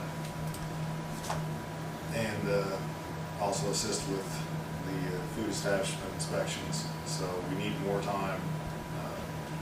A part-time person doing the food establishments is not enough time. Bruce is doing a great job, but with the number of restaurants and establishments that we have, we need more inspections done per year to make sure everything's up and up and safe. I remember from last meeting that the cook at McDonald's was making more money than he was. Yeah. And that's awful. Oh, yeah. Yeah. Getting called around looking for cockroaches, that's bad. Or Bruce. Yeah. So, so there are some changes on the, it gets confusing with our budget, with the 2 different budgets. And there's some crossover, so there is some money available. So the sanitarian is part-time, Currently, and the environmentalist would be is full-time, right. and you want to keep them both? You want to keep both At the this time, part-time yeah. and the full-time? Yeah, yeah. And that the money for the full-time would be in the new budget. Gotcha. 1160. Yeah, right. So that comes out of the new funding. You know, we've got,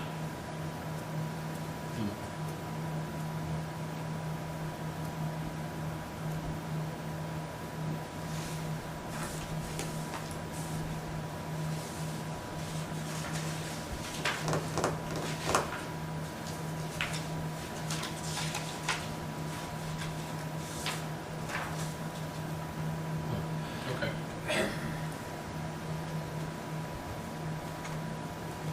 How many hours does your sanitarian work now?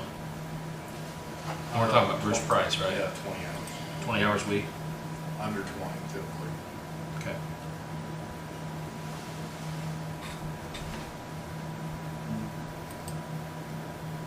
And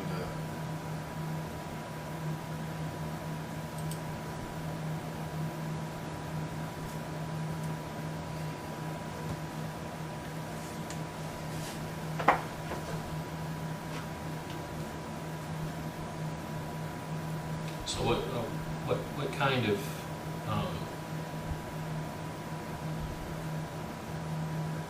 qualifications do you have to have? I mean, I know Bruce has been dealing with food for a long time. good guy, but what are the qualifications they have to be a sanitarian? The qualifications, it was a professional, it did require a bachelor's degree when I took the position, and the current job description does require a bachelor's degree in a related field.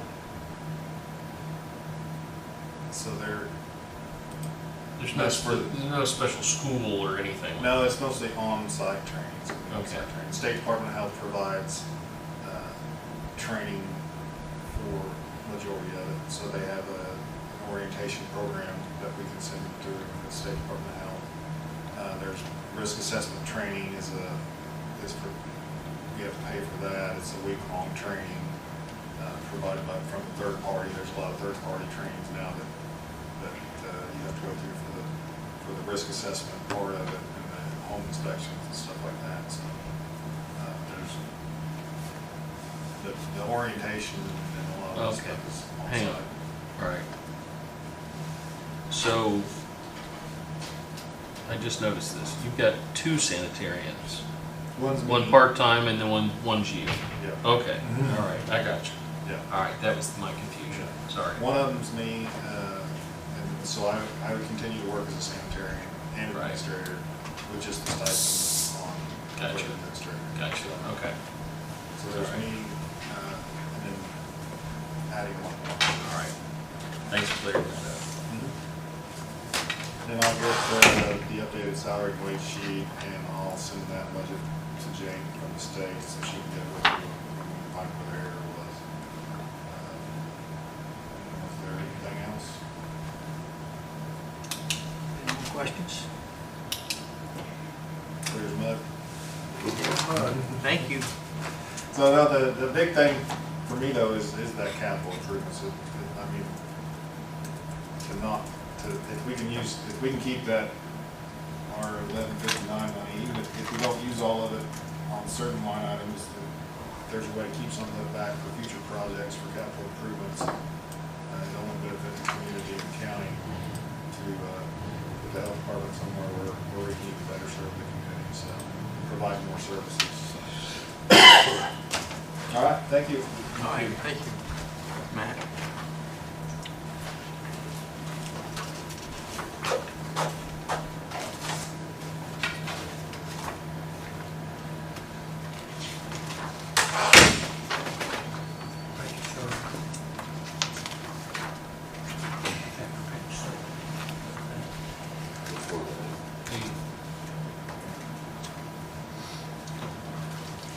We're the one to go this morning, James. Gene, his budget, we can't take things off of that, can we? It's all state, Gene. No, we set the budgets. We can cut it. That won't help county generally, though. No. But we can say you're asking too much, even though the state's approved it. Yes. I think there's a lot of fluff in there. What's an environmentalist do? I have no idea. Yeah, and that'd be, we've got a job description in our office. You get a copy of the job description. Yep, it's hot day, yeah. I mean, if you were gonna cut one or the other, obviously it benefits the county to cut the 1159 and leave the one that's fully funded by the state. Because the 1159 is funded by services and by property taxes. Oh, okay, so that first page is that one that we can. If you were gonna, like, for the items you put in both, you want to take them out of the 1159 and leave them in the 1161. We'll cover that when we do a budget hearing. But I know the idea behind the extra money from the state is so we can give extra services. So it makes sense that he would need more people and more supplies and more Yeah, to be able to give extra services. yeah. So we don't really mess with that too much. Okay, we're ready for Wade.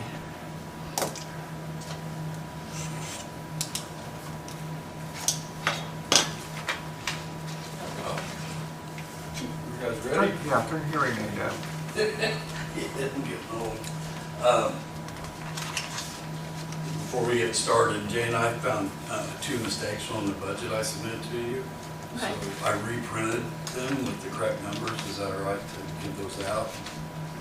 Or do you just want, I can go over it. You can tell them what you meant a line to be, but Yeah. but I can't change anything in my system because Right. once we advertise it, it's Yeah. set. Okay. The other thing is in these packets, I wanted to give each one of you kind of what I do on a daily basis, so whenever we talk about my budget, you understand. And this is not something we'll go over right now, you can look at later, but I want you to understand the scope of work that I do, so you understand whenever we're talking about the budget, what I'm asking for.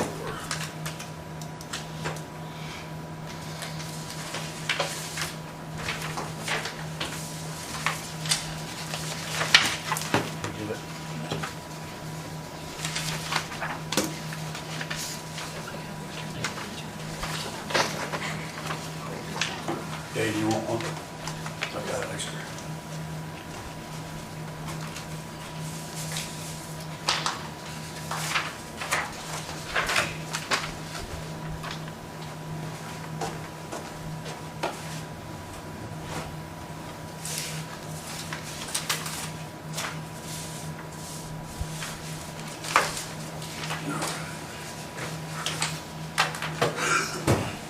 Ready for me to start? Yeah, I'm ready. All right, so, last year, 2023, I brought in almost $208,000, a little over $208,000 in grants. So one of my job duties is looking for grants, not just for emergency management, but for public safety in general. And if we get awarded the grants that I've applied for this year, we'll break that number. It'll be 300,000 and some if we get every grant that I applied for. So that's just one of the things that I do on a daily basis. I'm guided by Indiana Code 101332, as well as several presidential policy directives, FEMA guidelines, OSHA guidelines. So in my director's salary, I asked for a $5,000 increase. I did not get a raise last year. And I've also asked for a deputy director. And that's the reason you have that document that I just handed out with the job duties. The plans that I work on are enormous plans. And if I win the lottery today, you guys are starting over. So I need help. I need help with plans. I need help with all duties. I'm the only person in my agency. And that's something that is desperately needed to get accomplished, is get a deputy director. Right now, they have, I believe the commissioners have assigned that role to Kelly at 911, but she doesn't understand emergency management at all. So, and that's nothing against her. Her job's dispatch, right? It's communications. She's too overwhelmed to even help with emergency management. So I do want to get that position filled. Any questions on that? Now, on my original budget that I sent to Jane, I had wrong figures on there.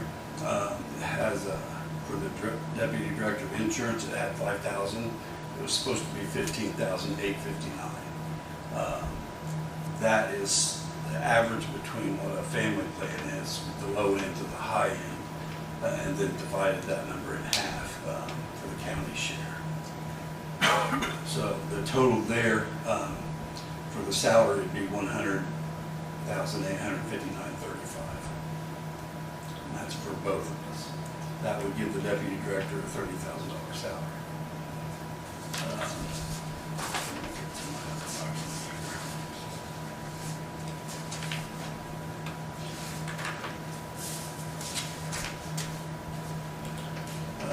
Moving on, office supplies, $300 for pen and pencil, notebooks, highlighters. I have no office supplies. Everything I have, that I do have, is left over from previous administration, and it's very little. The highlighters that I found a box of are dried up. That's how old they are. So I do need office supplies. On my operating supply line, fuel, in 2024 so far, I've spent about $1,247 in fuel. Last year in 2023, I spent $1,875 in fuel. I'm asking for just a little bit more than I spent already this year. Repair and maintenance supplies. My truck will need tires. I figured I could replace 2 next year and maybe 2 the following year. And then that would get me through tires in the truck. Repair and maintenance supplies. Vehicle repairs, we don't know what's going to happen with it. It's got 130,000+ miles on it. And things start breaking after a while. And any equipment or any repairs that need to be made to the command trailer.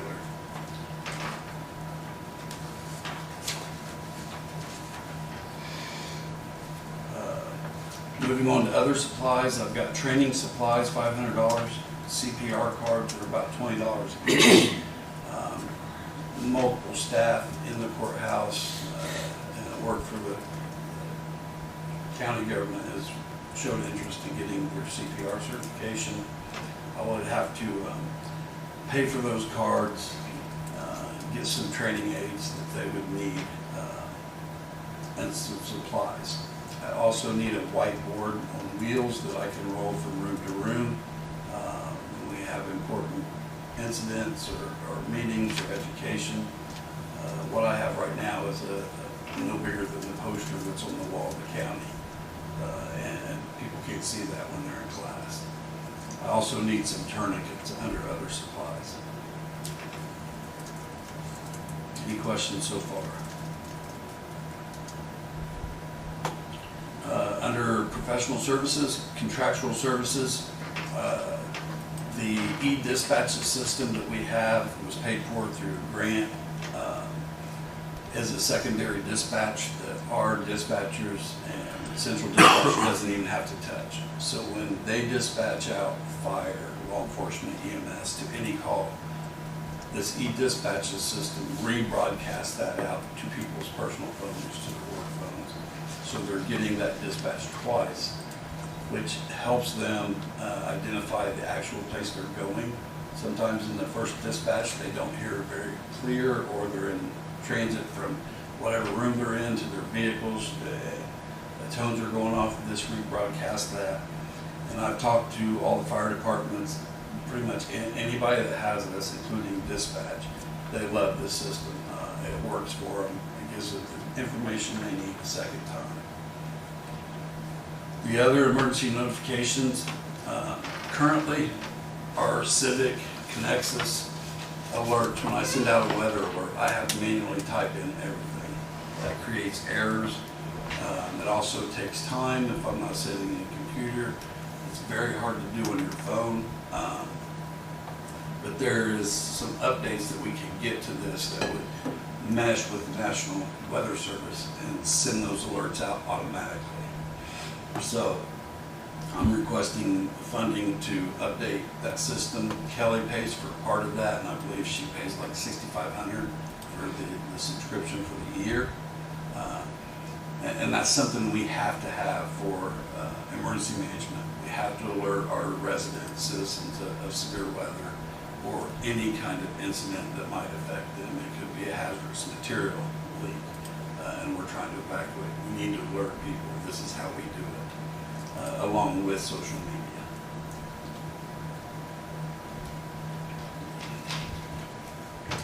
Communications and transportation, postage. I need stamps. I need to be able to mail packages back and forth, especially when I have something that needs repaired. I'll have to send it off.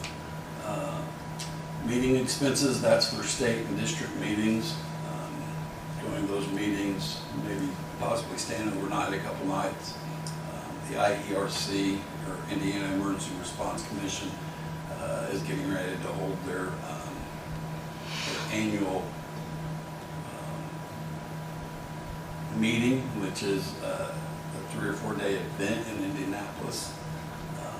So I would need do that annually, as well as go to district meetings around District 6. And then wireless broadband for the command trailer, that would be a new service. I'm looking at a couple different options with that. I would like to move to a satellite internet. I know Starlink has a pay-as-you-go. You pay for the equipment up front, and then you just pay for the internet when you use it. So I'm looking at that. I'm also looking at T-Mobile. They have a hotspot, so to speak, that will allow 34 different users and computers to be on their system. It's wireless. I asked them about their networking, and they said they'd get back with me on that. Moving on to printing, ink, paper, all of our plans that I'm building will need printed and bound and put into books. So I'm asking for $400 for that because the ink is not cheap. I think I'm buying secondhand ink, so where they repair and put new ink in the cartridges. If I bought the Epson ink, it was like $120 for a full set color for just, and I'm paying about $50 now for it through Amazon. Utility services, internet. So I do have a hotspot in my truck now. I believe that funding for that comes out of county general. So, and if that's the case, and they don't plan on putting that into my budget, that is one line item that we can remove.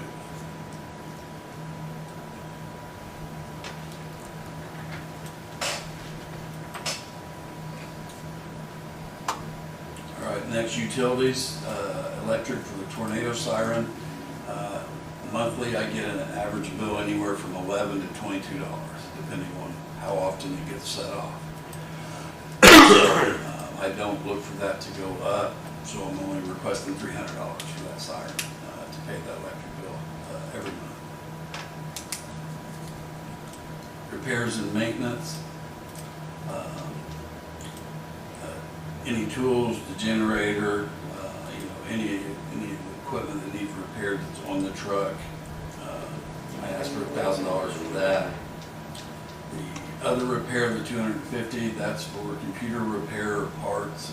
I know a lot of times Michael has stuff, but some of the computers and things that I have in my office is really old. So if we have to replace either a Wi-Fi cord or a Wi-Fi dongle, whatever it is, I wanted to have funding to do that. Radio maintenance, that's for programming, battery replacement, antennas, keeping our radios up to date.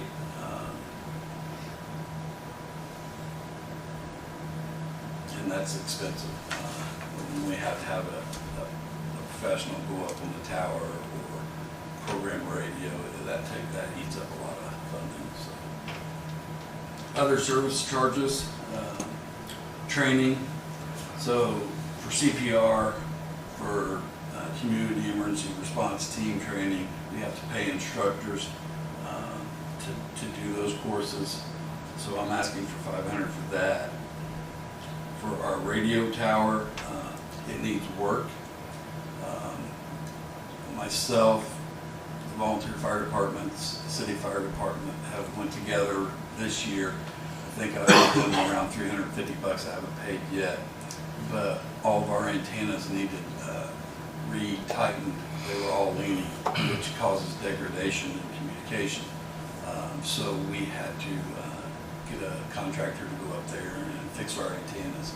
But they all need reworked and better antennas placed up there on top of the hill. So I'm asking for funding for that, and that is an expense that's desperately needed. My miscellaneous, $250, that's for emergent needs that I can't foresee, everything. And if something breaks or something happens that's not budgeted for, I wanted to be able to at least pay for some of that. other service. So when I do oil changes on my vehicle, the fuel and gas line in my budget only pays for the fuel or oil. It doesn't pay for the labor for the person changing that oil. So I have to take that out of another line item. So I put it in other services. And if I have to have something repaired, you know, that will pay for labor for that item.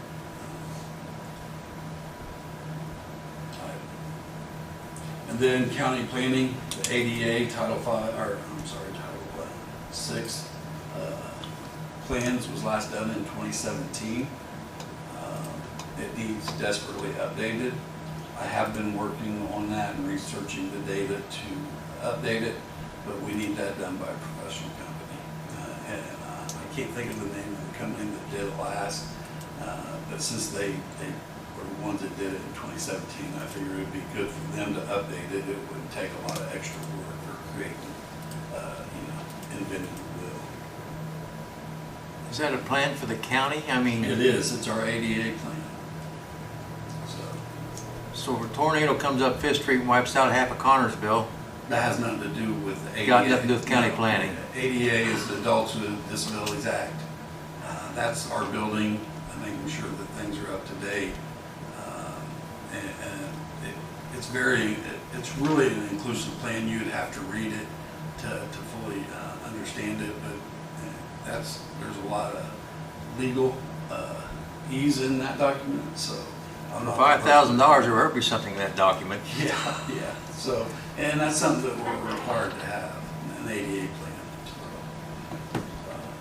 So that's what that line item was, to try to get that updated this year in 2025. I'm happy to send you that plan, Bob. I've got it if you want it. How old is it? 2017. 2017.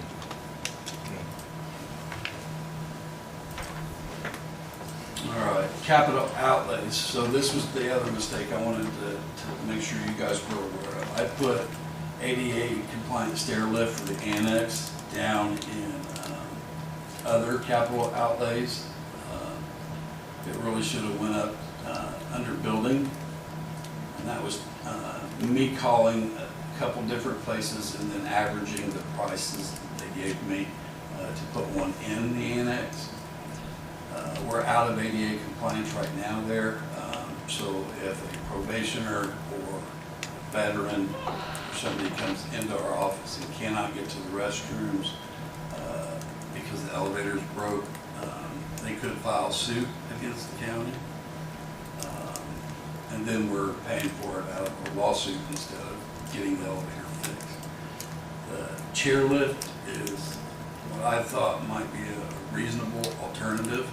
It would have to be big enough that somebody could put their wheelchair on so that they can get around on the upper floors of that building. That'd be in case you didn't have an elevator. Yes. Now, if the elevator's fixed, this goes away. The other thing I wanted to point out is this doesn't necessarily need to be in my budget. This should probably be in maintenance's budget to fix that. But I wanted to put it on here to make sure you guys were aware of that. I know the commissioners, I'm pretty sure everybody knows that building's out of compliance. We had a meeting, an LAPC meeting over there where Sharon had to walk up the stairs. She was not happy with that. And I understand. I don't like walking up the stairs, but having an elevator, not having an elevator blocks that building from access, and it is a public building. So that 25,000, it could be a different number, and it really does probably need to be in the maintenance budget. What's the cost of getting the elevator fixed? When I talked to Josh last, I think he said somewhere around 50,000. In other words, we just move it down the first floor and forget about it. Possible. So, well, not in that building, it's not possible because the first floor is actually up 2 flights, or two steps, I believe it is, right there. So, and the other thing about ADA compliance, and I'll move on, I won't make this too long, is the restrooms have to be big enough that a person can back a wheelchair up next to the restroom or and transfer themselves over. They cannot do that in our annex. So, but that's a conversation of maintenance and we all need to have. Have you had that many people handicapped come into your office? I can tell you, not in my office. Typically, I go meet people, but I know we've had 4 or 5 veterans that want to file a complaint because they cannot get to the restrooms when they go see the BSO. The last person that filed a complaint was a verbal complaint, and all he requested, he didn't want to make it formal, so we didn't. What he requested is that we make 2 spots handicapped in our parking lot. So right up next to the curb at our entrance, we made those 2 spots handicapped. And we did that right away, just so he would be happy with that. And then moving on, field equipment, that's air monitoring equipment, dose meters, hazmat supplies, such as dams, dikes, absorbents, that's stuff that we need in the field. And the truck and motor vehicle, that $5,000, I'm negotiable on that. I have a vehicle. I also applied for a grant for a new tow truck to pull our command trailer. If we get that, the only thing that money would be used for, that $5,000 would be if something catastrophic happens with the truck, like we have to replace a transmission or an engine to keep it on the road. And then finally, other capital outlays, $3,500. That is for our emergency operations center. I need 4 workstations with 4 computers and 4 desk phones. To give you a brief synopsis, emergency operations center is different than dispatch. And it's also an alternative to dispatch. If something would happen to their building, they would have a place to come and work to continue their job duties. The Emergency Operations Center is a direct liaison with IDHS's Emergency Operations Center. So we work together there to make sure we have certain positions filled, and that would be fire, transportation, law enforcement, EMS, and emergency management. So if and when we have something major and we activate our Emergency Operations Center, I will have to have trained people man those desks to be those liaisons between different entities around the state and federal government. Something we've never had before. Right now, we would be calling everybody into our room, and Michael would be scrambling to get them some laptops and some phones issued so that they can do that. That is an alternative, but it's never good practice to fly by the seat of our pants on especially major incidents where we may need additional resources from around the state and the federal government. So, in all, looking at my budget, the total number changed from what you guys had to like 163,789.35. If you take that 25,000 out for the chairlift, we're down to 138,789.35.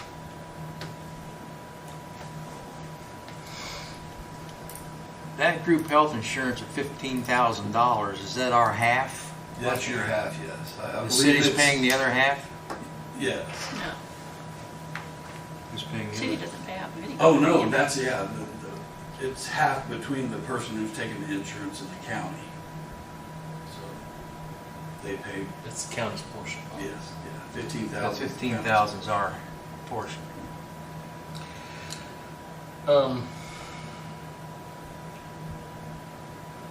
So, these mistakes, Mhm. right, that it was actually a little higher, Right. right? We can't add to the total because it was Please tell me, What's please the correct total? me if I'm wrong here, guys. But I don't believe the total was 153,950. With my new total, I'm at 138,780. I understand, but you were asking for that. That's with the 120. That's with the 25. We're at Removed. 160. Right. Yeah, that 138 was with the 25 removed. Right. Okay, so we'd have to completely get rid of that Mhm. there in order to give you everything that you're asking for. I guess what I'm saying is we can't give you everything you're asking for I get it. based on that. So now let me ask you about the, you've asked for the assistant director, so I'm just going to ask about a couple of things about your job duties here. Tell me about your job duties with the grants. What is your relationship with our grant administrator and how she works with you? So typically, I go out and search for public safety grants. I do let her know when I'm applying for things what it is. I do all the grant writing for them. I usually send them over to her and say, can you check this out, make sure everything sounds right, everything looks right, and then I submit them through FEMA Go or through the state. So you just use her as kind of an advisory capacity, Right. check, make sure that things are going cool, and then, Right. Then when we get the grant funding portion of it going, then she takes care of the funding side of the report. fiscal side of stuff. fiscal, And then I take care of the programming side of it. right. Okay. And then tell me about the emergency incidents. Describe the emergency incidents you go to. So this year I've been to the tornado outbreak in Brookville. I helped do damage assessments for that. I've done one damage assessment here in Fayette County for a person that their home was damaged by wind. I respond to trees down, lines down. The Sheriff's Department, Norwood City Police have manpower enough to just hang out when there's other calls that are more pressing. So they'll call and ask for me or my team to come. I've said when we had the train stuck in Metamora here a few weeks ago, the power lines across the tracks and a tree across the track, I sat there until Duke got there and then NDOT got there to cut the tree off. Because my job as emergency management is to make sure people are safe and are not running into things. I have called a few times to ask county for help, county highway to bring out signs or close roads. They do that, and then once that incident's over, I make sure the roads are back open and the dispatch knows they're open. Gosh, I've been down and helped them train trestle where it keeps getting hit on Central Avenue. I mean, it's a multitude of things I come to help on. I've also been called for that bomb threat on Virginia Avenue, I believe it was, where we had a possible pipe bomb.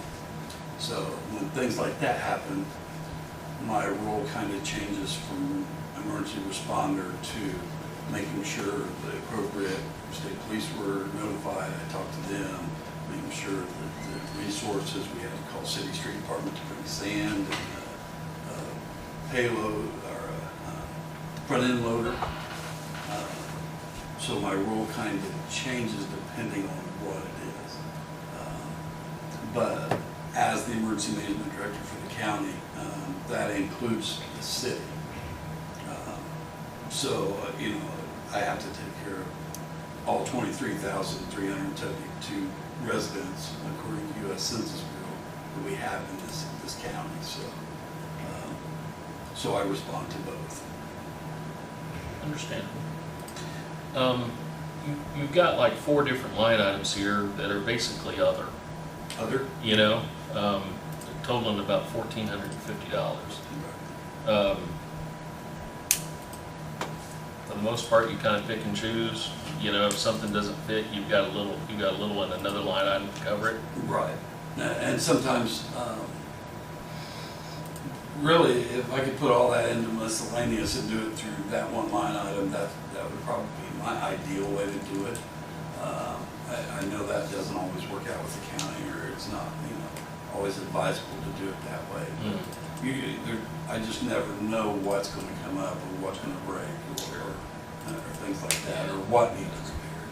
So on your, on the computer workstations that you'd like to have, how did you determine 4 would be a good number? So in actuality, there's 15 emergency support functions. I don't know of a county that does all 15. Most people do the top 4, which is transportation, fire, EMS, law enforcement, and then emergency management is a part of that. But I have my own desk, so it's Cover all- the top 4. Yeah, it's the response agencies. And how do you, when you're dealing, do you deal with Michael quite a bit on the computers? Michael King, all the time. Yeah. Okay. So he's the one that sets everything up. How often since you took the job, you mentioned the field equipment being the air quality was part of it. How often have you needed that when we didn't have it? I needed it once and we didn't Once? have it, yes. Okay. And you've been with us, what, 2 years? Be 2 years in January. How's the truck working? It's going well. It's very heavy. I have a generator. I have a chainsaw in there, a battery chainsaw. I have signs from the highway department, cones. So with that big box, it's very heavy. I did put airbags on it last year to help beef the suspension up, and it seems to be doing well. I'm hoping I keep my oil change and take care of it, that it'll last. Sure. I'm not opposed to high miles, because high miles, as long as you're taking care of things, they'll still last. The county planning. I know that a lot of times grants require you to have, up-to-date plans, Yes. right? And so, with most of the grants that you see, how long, how often should they be updated? For the county plans, if we got on a 5-year schedule, that would probably be 5 years? sufficient, yeah. So your statement is we're about 2 years behind. Right. Okay. How close does your planning go with area planning? Because they got a plan for the community too. Well, it's It's the same different. kind of thing, but different. Right, it is different. I should be involved with area planning. I have not been. I'm spread pretty thin. I've needed you for the last 3 years in area planning, I'm gonna tell you right now. Because when area planning makes plans for the county and new things, emergency services should be included in those plans, so everybody's on the same page. That doesn't mean I come in and dictate what goes on. It's a partnership to do what's right and do what's best for the community, the county, right? But yeah, we should be working together. If you look at my job duties that I gave you, you'll see a lot of things in there that says it's not started in red. That's because I do not have the capacity at the time to do all the things that need done. Things that should have been done that we should just be updating. Now I'm building from scratch. I hope once we get the plans built and we continue on like a 2-year cycle on the plans for emergency services and emergency management, that it will start getting into a rhythm to where things are not so piled on. Discombobulated. It is, and I touch a lot of different things every day, every week, every Might month. be There's 100. Sorry about that, guys. Well, I thought it was Wolf. Well, it's me. And I think you guys know, I'm here to work with you all. I'm not here to gouge the county. I want us to work this out. We've got things we need to do, things we have to do. And I'm not opposed to, your recommendations. I just want to make sure that we're heading down the right path. Mike, can you hear me? I can hear you. Yeah, Mike has some questions for you. Oh, okay. Go ahead, Mike. Well, I apologize, I'm not there. Couple of questions that came up as you were talking to Scott and answering some things. When we're working with Franklin County on some things, are we getting reimbursed thing or, I mean, because we're kind of, you know, footing the bill for your services, so to speak. Is there any kind of interlocal agreement between us and Franklin? Are the commissioners aware of this? So they were aware. You got out of the scope of your position. It really didn't because it's damage assessment and emergency management. What we do is we have, we have a District 6 mutual aid agreement saying that if there's something going on within the 13 counties in District 6, I can respond to that and help with those incidents. If it's big enough and FEMA starts reimbursing us for stuff or it's a declared disaster, then we can put in for reimbursement. That situation in Franklin County wasn't necessarily a declared disaster, more of a local disaster. But what we have is we don't have an agreement with Franklin County. We have a oral agreement or a gentleman's agreement, so to speak, to where if I need help, she comes here. We work together on plans. If she needs help, I go there and help her. So we are benefiting from that because we're building relationships with other counties that will be able to come in and help us in the event that we need that. Speaking of Franklin County specifically, we also had Hamilton County Emergency Management come in because they have a drone and they took aerial photos for us. So in this state, there's 92 emergency managers. We try to work together as one large group to make sure that everybody gets taken care of. So yes, there is benefit to it financially for small incidents. There's no financial benefit to it other than if we need help, they would come help us. In other words, you got. Okay, you said like trees down, power lines down, and so forth and so on. When I've been on a number of runs with Everton, that was something that we handled ourselves and as a department. Are they offloading that now to you? Is it a responsibility for you to do, or is that something you just volunteered to do? I mean, we've sat there and waited. I remember, waiting 8-10 hours for a power company to come out in bad situations for down lines and so forth. Right. So they haven't offloaded it on me. They still do that, all the volunteer departments. However, when we know things are busy and if they're getting multiple calls, a lot of times they'll call me so they can get their trucks back in service for the next call. Okay. And that should be the priority, making sure that those first responders, right, firefighters, and EMS can respond to where I can more freely sit there and wait on a power company that tying up a fire truck or EMS or somebody like that, law enforcement. So it's kind of a gentleman's agreement again with them. They call when they need. I don't go to all of them, but I do try to help whenever I'm asked. Okay. Last question. Adrian has always brought up the fact that he was reimbursed his salary for years, a portion of his salary. What is that exact dollar amount, Jane? It's $18,000 a year. Okay. That 18,000, do you foresee that, FEMA continue that in the next, couple of years?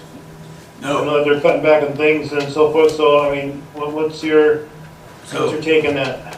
I've already been notified by IDHS that in 2025, I believe they're going to continue it, but they're going to cut that funding.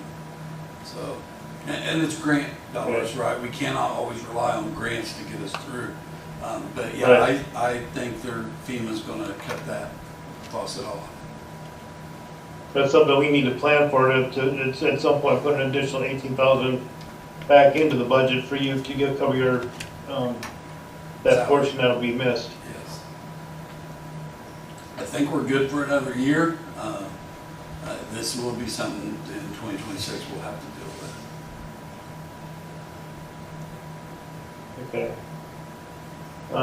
That's all that I have. Oh, so your plan for the chairlift for the annex, did you get a dollar amount on that? Because I know the elevator can't it's not just a simple repair, it's replacing a whole shaft because the elevator shaft is bent.